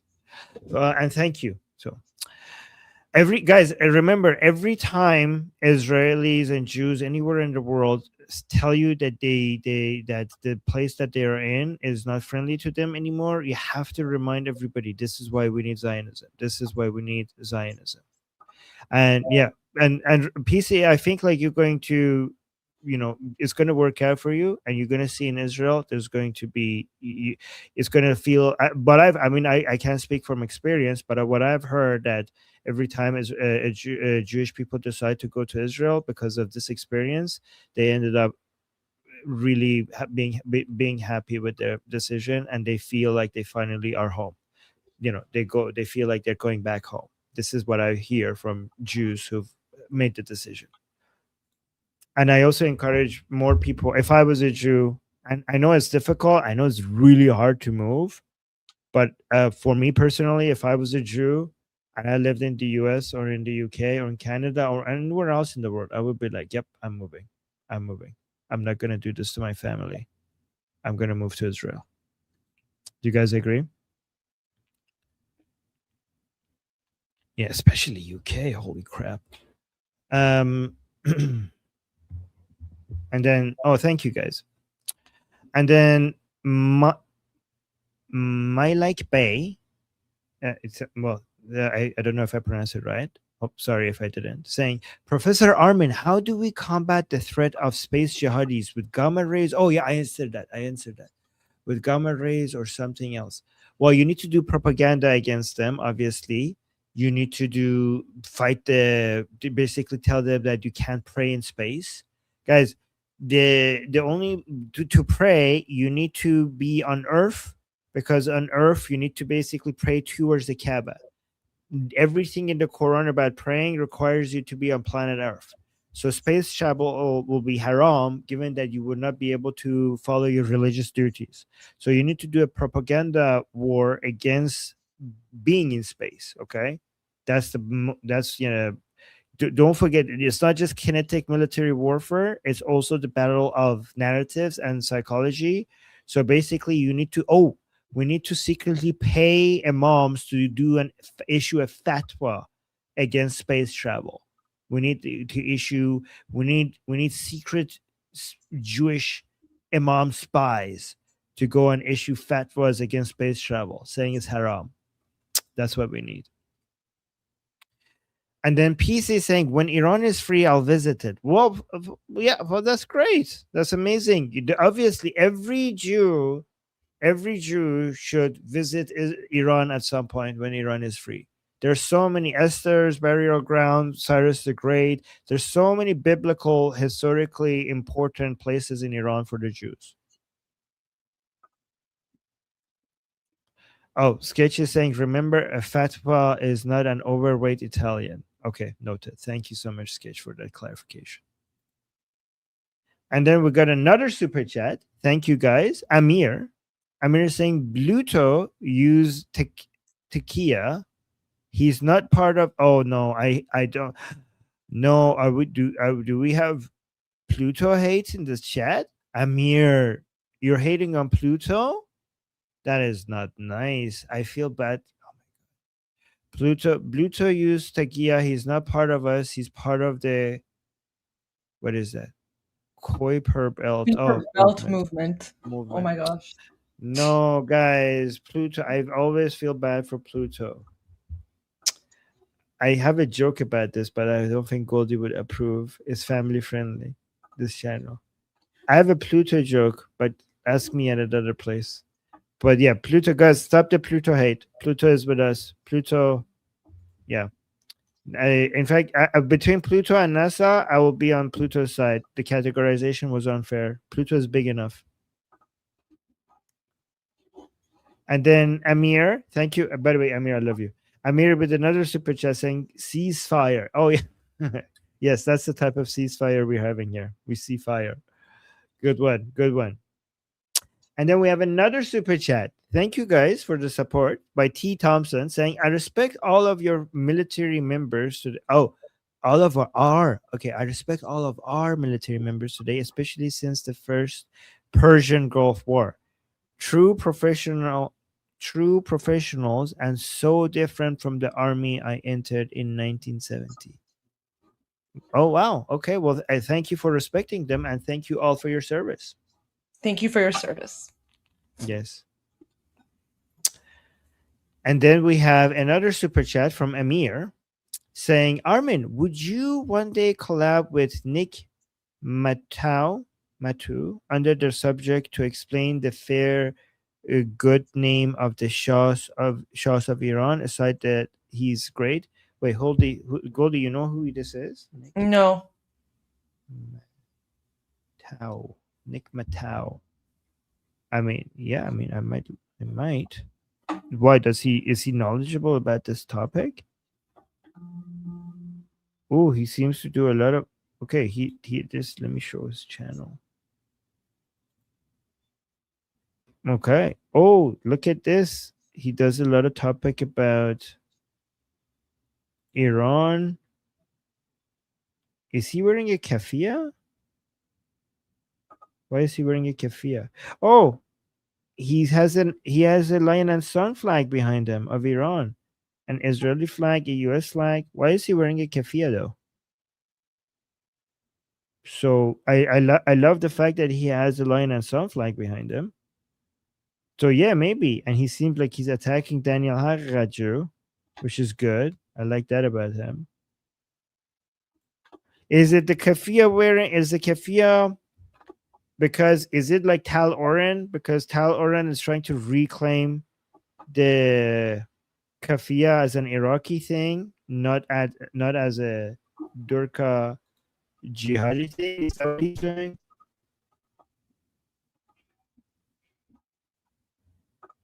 He's trolling. Oh, he was trolling. Okay. All right then. Yes, if you could convince him to contact me, my email is on my X account, and he could message me. Let me actually make sure I'm following him on X, so that he could message me. Okay. Let me follow him. All right, I'm following him on X. If he ever wants to message me on X, he could message me. My DMs are open. Just let him know. And then we got another. Thank you for the recommendation, by the way. We got another super chat by Sketch saying Professor Armin equals Tofat Armin with gray. Goldie, help me. What does this mean? I don't know. Top hat Armin with gray stash and eyebrows. My God, I read the PH as F. Top hat Armin with gray stash and eyebrows. Why did I read the? Because top hat is supposed to be 2 words. Yes, top hat is 2 words. The Sketch is your. I'm blaming you. You didn't put a space in there. Okay, top hat Armin with gray stash and eyebrows. Oh yeah. I will do that one day. I promise you guys. It will take a while, but I will do it. I will do it. Guys, stop laughing at me. He didn't put a space in between it. I'll ban you. I'll ban you. Sketch, I'll ban you. Stop LOLing me. I see you. Oh my God, I'm kidding. And then we have it. Yes, I will wear the costume. Oh my God, he's LOLing more.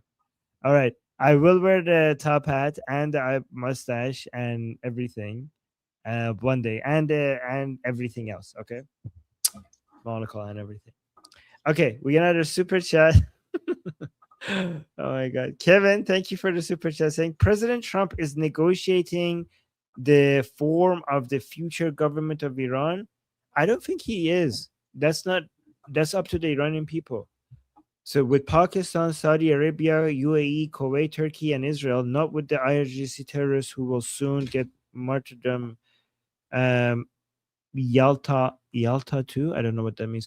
But here's the thing. No, as we say here all the time, President Trump is negotiating the not the form of the government, but the form of the surrender of the Islamic Republic. That's the only thing that's being negotiated with. The way the Islamic Republic, the IRGC will surrender. That's what's being negotiated. And I do think he's directly talking to them. He is talking to them. But you're right that all those other countries are being talked to as well. But when it comes to the form of government of Iran, the form of the future government of Iran, that is what the Iranian people will decide themselves once Iran is free. And thank you so much, Kevin, for the super chat. And then saying whole truth, thank you so much for the super chat, saying I really like Reza Pahlavi, but he seems too good of a person to be the strong leader Iran needs right now. He needs to make revolution, not wait for it. Well, him being a good person is the reason why he's strong, because it requires him to be that good for him to get this much support from the Iranian people. And it's the support that he gets from the Iranian people that makes him a strong leader. Without the support of the Iranian people, he wouldn't have any political capital. And without the political capital, he wouldn't be able to make any decisions, right? Like, imagine if he was in a different way that, like you or someone else wants him. Then you said like he would take this position, he would take that position, but then taking those positions would not go anywhere, because he wouldn't have the backing of the people that makes his decisions matter, right? Makes his position matter. So we know whatever attitude or form or tone Princess Pahlavi has, it is the right one, because that's what got him the support that he has today. Like, it's exactly how he speaks and what he says and what positions he has and what values he has that got him to this high level of support. And given that, maybe he should just continue doing what he's doing. Does that make sense? And he's not waiting for anything, by the way. Like, he needs to make a revolution, not wait for it. He's not waiting for a revolution. He has done more than anybody to move everything forward, right? He has organized the Iranian people. He has created institutions. He has created a detailed plan. He has united the Iranian people. He has connected the Iranian people with the rest of the world. He has shown us how to fight. He has amplified the values that we believe in for us to be on the same page with what we're fighting for.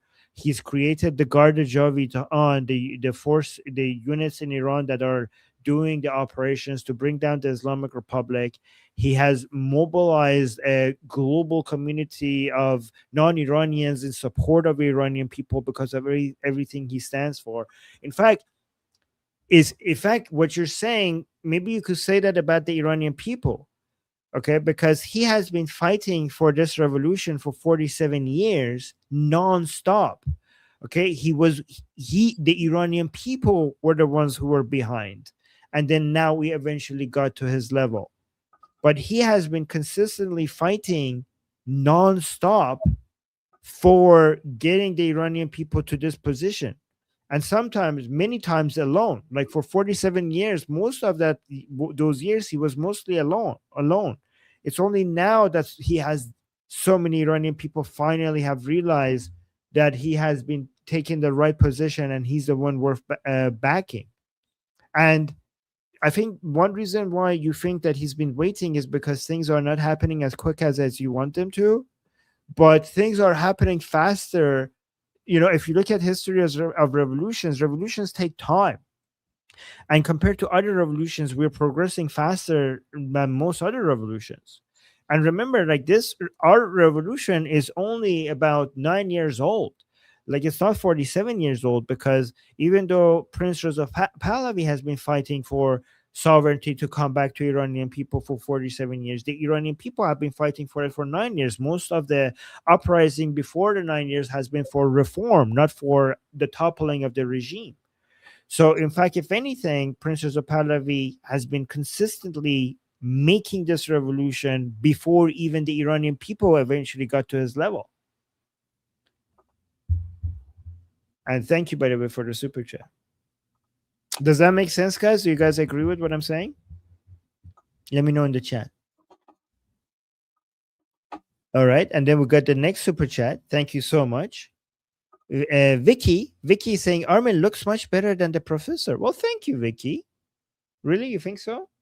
Yes? Okay. Exactly. I agree with this. You guys agree with this as well? Yeah, we do. Okay. Yeah, okay. Oh my God. Thank you, guys. And then we have Vicky again saying Armin would never put anyone in harm's way. Oh, Vicky, thank you for saying that. It terrifies me that maybe I'm not going to go into it because I don't want to get into that mood right now, but this thought haunts me.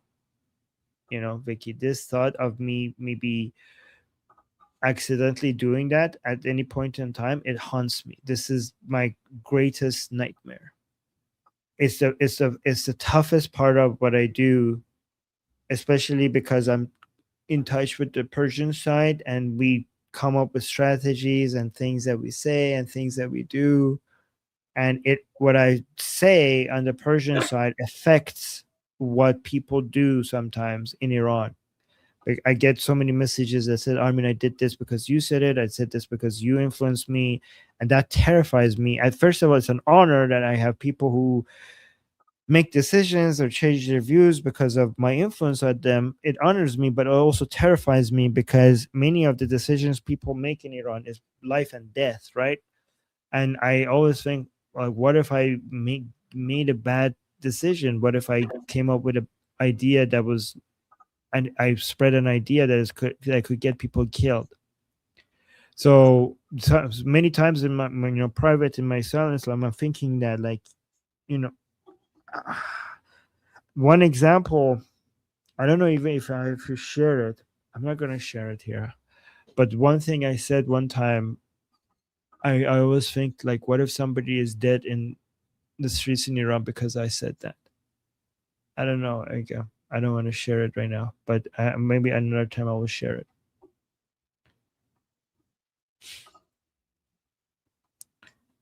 I'll share it really quickly, just really quickly. I said,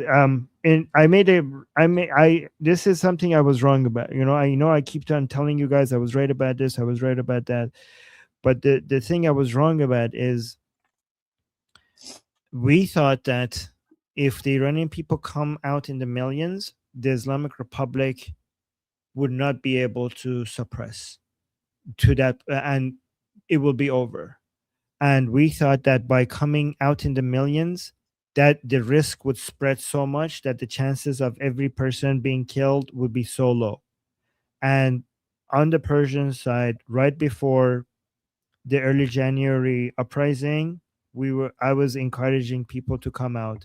And I said, if you guys come out in the millions, the risk would be very, very low. And I was wrong about that. And I didn't. And like when we were here with each other and reviewing everything that happened in Iran and people dying in the way that they did, when I saw those black body bags, every single time I saw it, I was thinking, like, what if that person was out there? Because I did get confirmation from the chat. Some people saying, like, Armin, I'm gonna go because you said it. Armin, the reason that people went is because King Reza Pahlavi made the call, and the only person to blame for the loss of life is the Islamic regime, no one else. It's no one's fault but the Islamic regime. So I would not go down that dark hole right now. Okay. And you can't blame yourself for that. Yeah, I just share it because it makes me, I feel better if I share it. I just say this and then I'll stop. Sorry. There was one, like, I remember some comments in my live chat and people saying, like, okay, Armin, this is the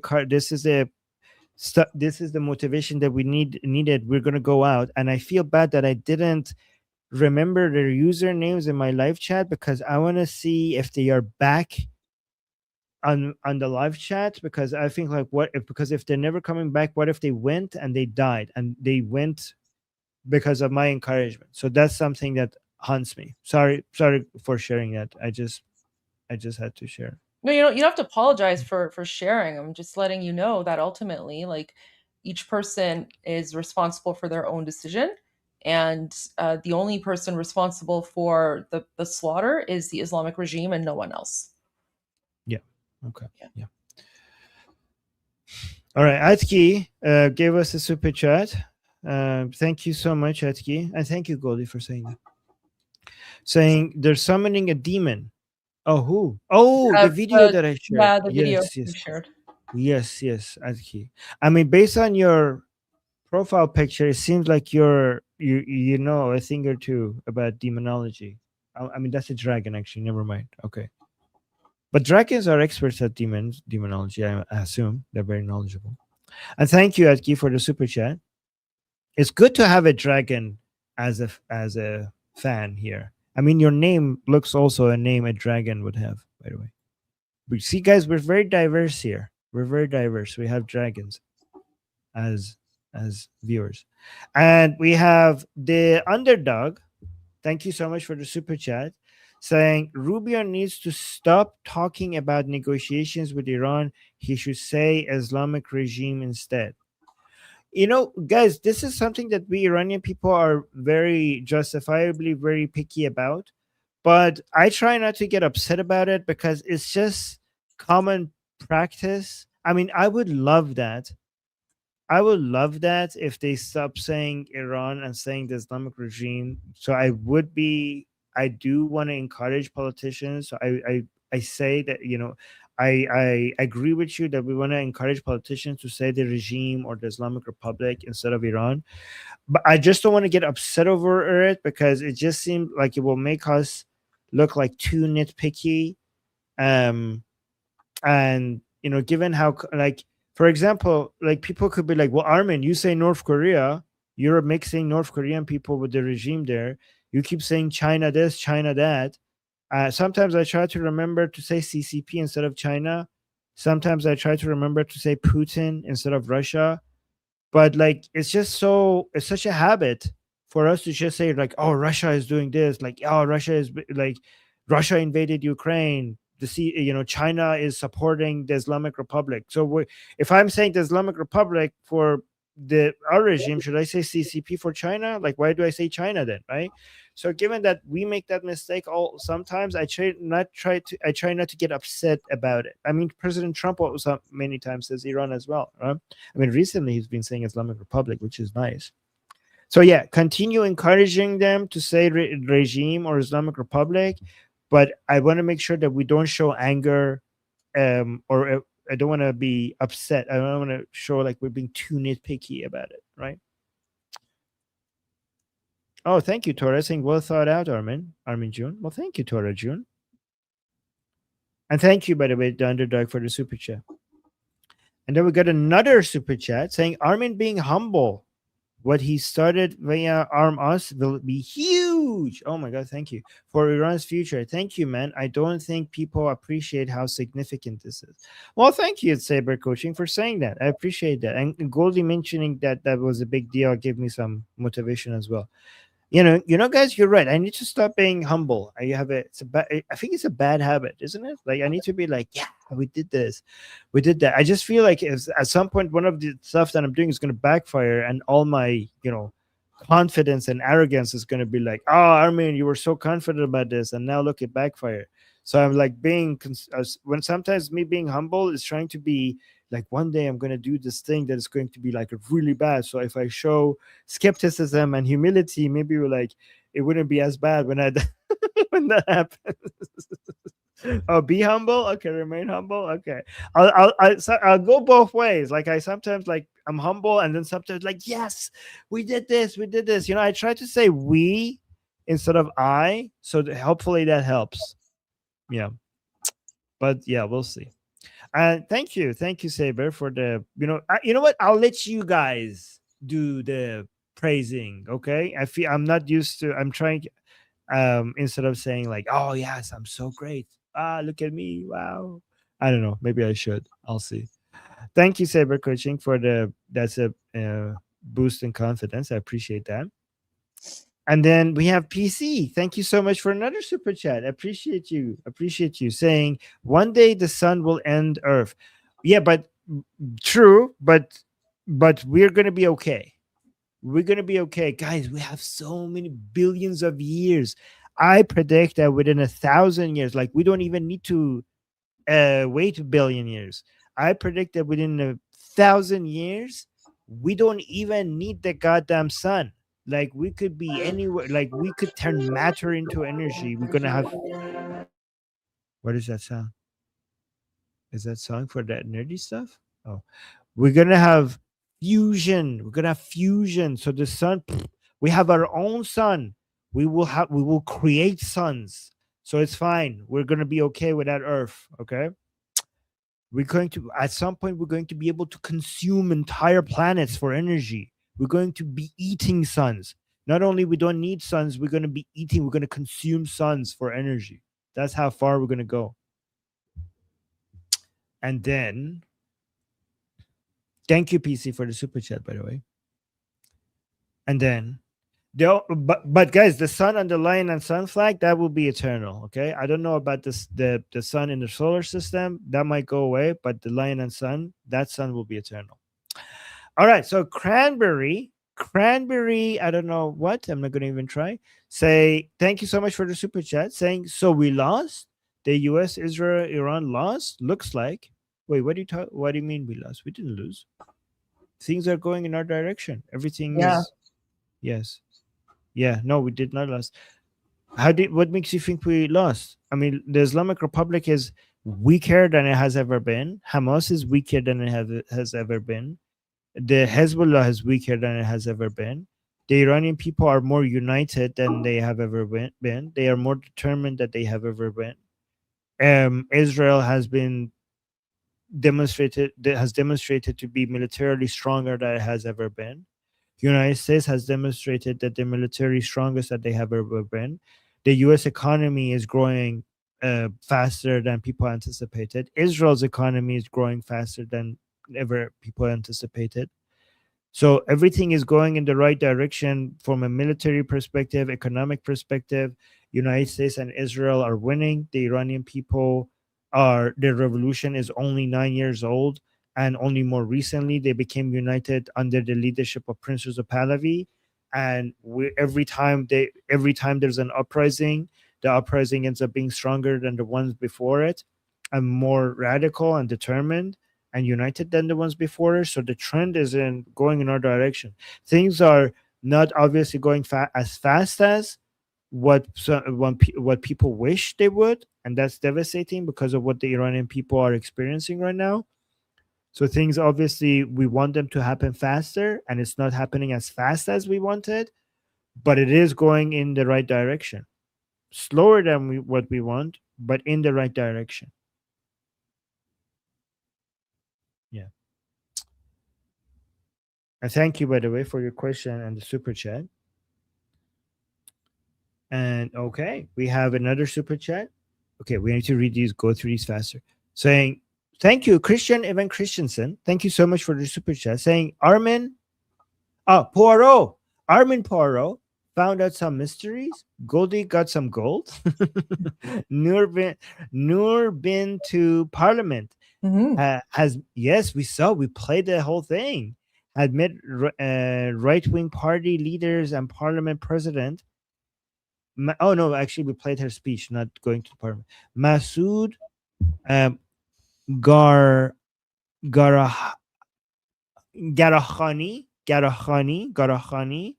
social democrat Iranian who support Pahlavi unlike his party. Oh, interesting. But probably unlike his party because they're social democrats. But good for him that he supports Pahlavi even though he belongs to that party. Good to know.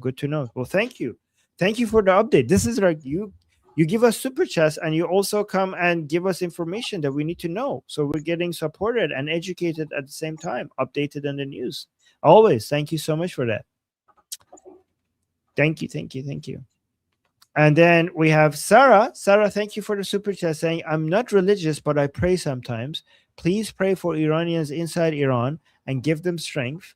They are struggling more than we can imagine. Thank you for that, Sarah.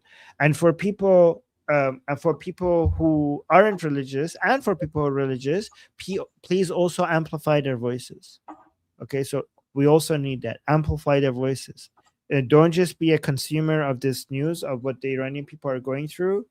And amplifying their voices is not that hard. You could just go wherever you could see that, you could go and follow Prince Reza Pahlavi and just repost his post, Mufti Noor Pahlavi, and anything that is about the IPP. You could support, amplify Goldie's voice.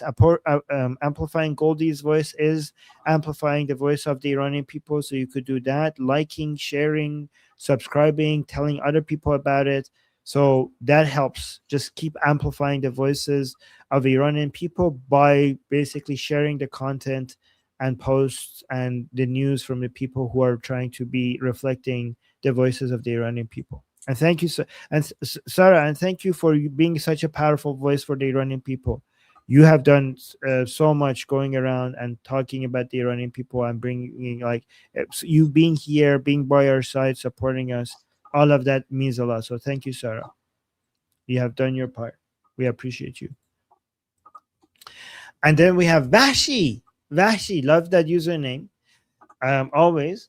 What was it before? I know you recently changed it. Saying he's confronting the so-called Palestinian for stealing the Iraqi Fatah and using it as terrorism symbol, referring to one of his videos.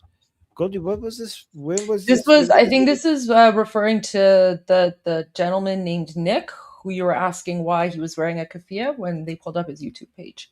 Oh, okay. He's confronting the so-called Palestinian for stealing. Oh, so I was correct. He's doing what Tal Oren does with the kafia.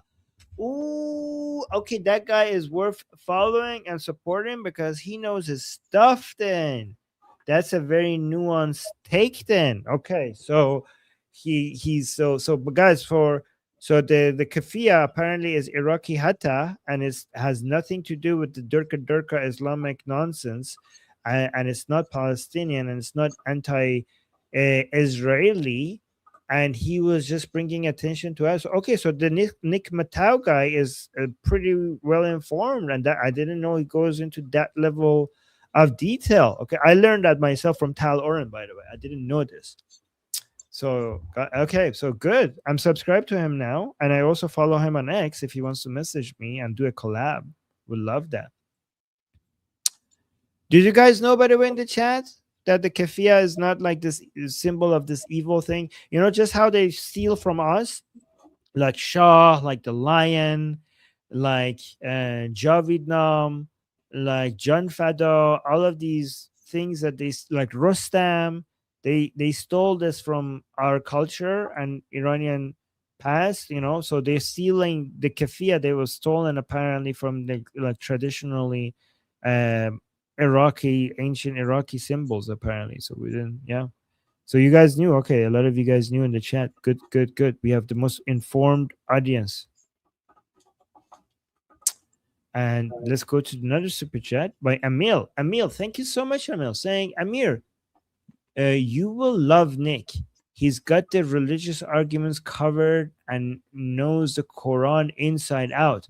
He's, oh, you're talking to me. Okay, I think you meant Armin. I think you're talking about me. By the way, guys, I have two names. My name is Armin and Armin. So Armin is Persian. Armin is more for Western, right? So I think you're talking to me here. You will love Nick. He's got the religious arguments covered and knows the Quran inside out. That's impressive. He's a what? Nuclear engineer. I don't know what that means. Do you know, Goldie, what that means? He's a nuclear engineer and Navy vet.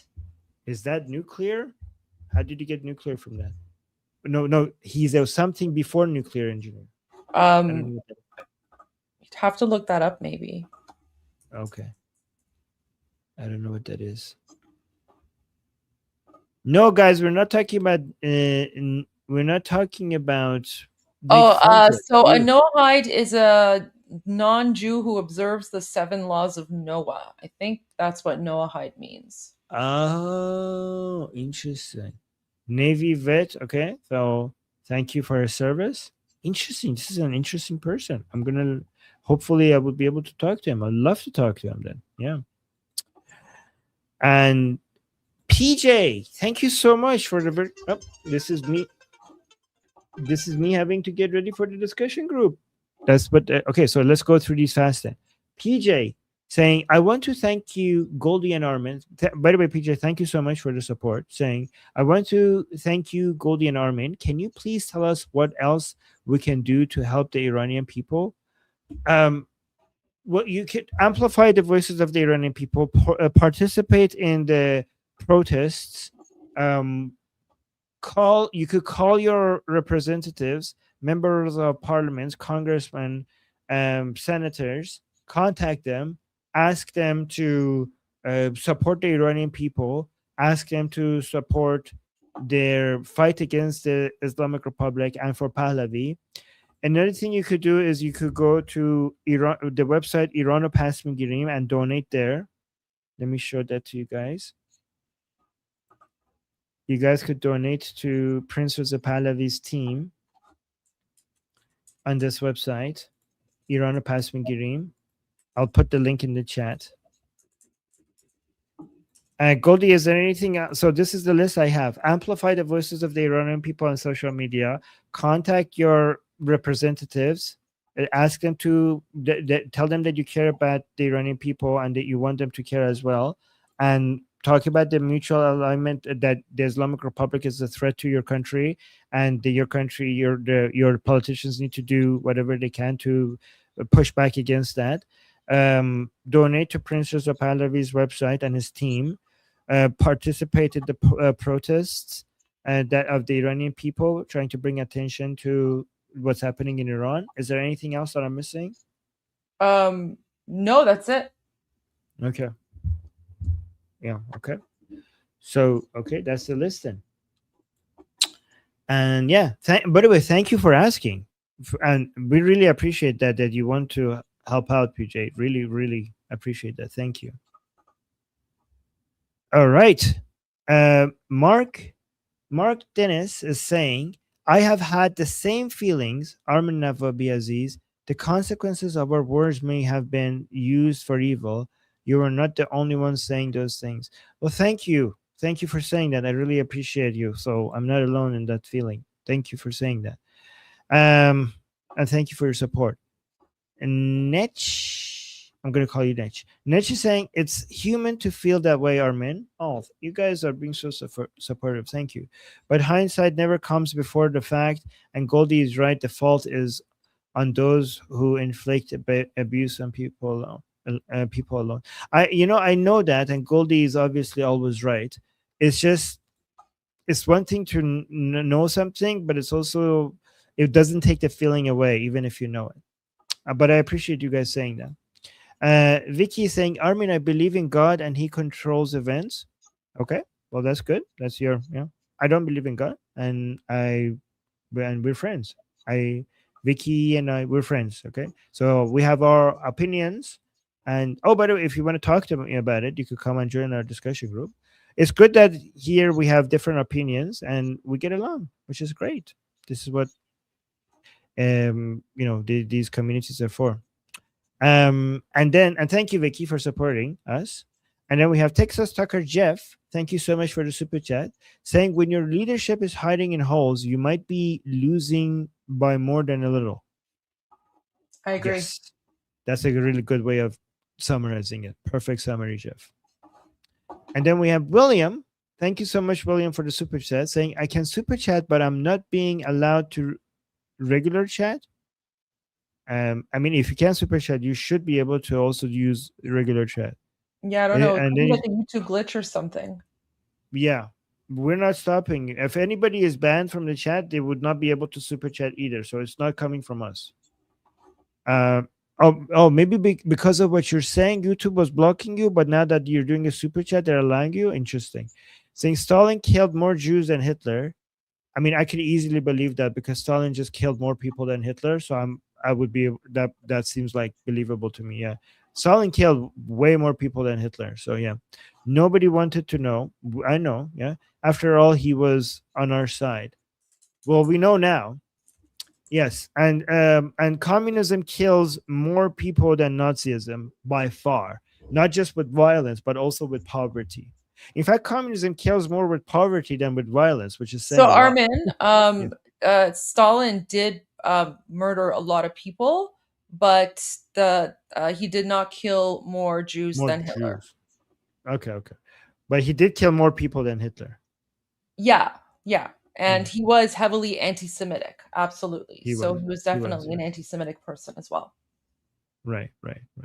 And also communism kills more people by poverty than violence. Even though they have killed millions with violence, they kill even more with poverty.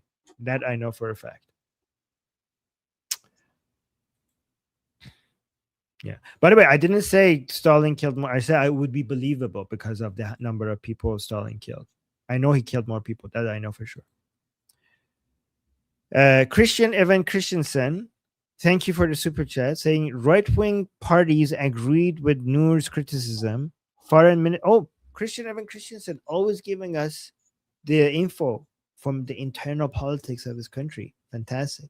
Right-wing parties agreed with Noor's criticism. Foreign Ministry answered by saying they did criticize the regime's human rights abuses in the meeting.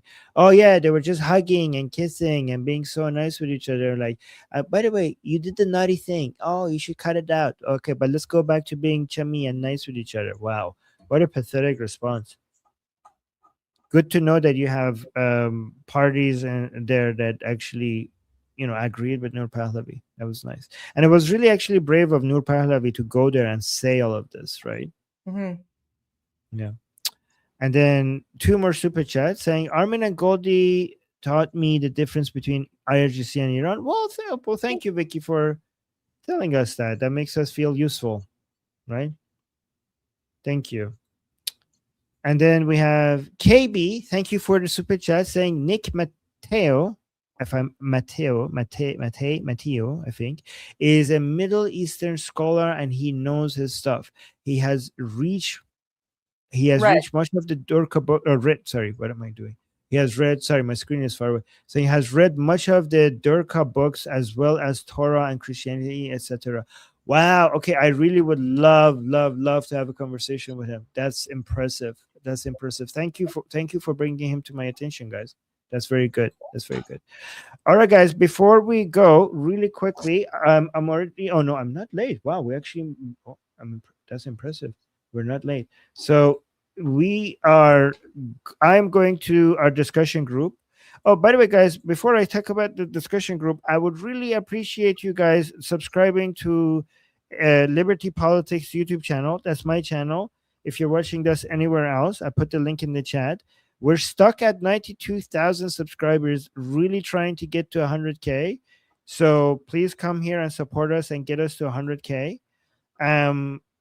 Yeah, and other than that, in about 2 minutes, I will be in Liberty Politics discussion group, and I'll put the link to that as well in the chat. Come and talk to me there. Let me put the link to that. So, yep, in about 2 minutes, we will have a group call, and we'll all sit around together and have a talk with each other. So hopefully I'll see you guys there. And Goldie, what are your plans? I'm going to make some videos and then probably go live later today. Nice. Okay, guys, don't miss that. Okay. All right. So, guys, that's us. And until the next show, I'm Israel Chai, Slava Ukrainian. Long live America. God bless America. Javicha. Payande Iran. See you guys soon. غرق انقلاب است.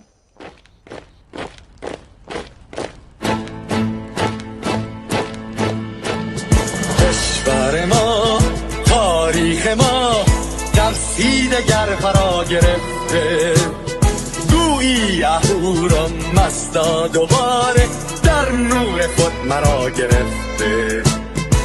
اشکم سرودی سر میدهم باز فارغ از رنج و تشویش، ایران غرق انقلاب است، به پیش به پیش به پیش.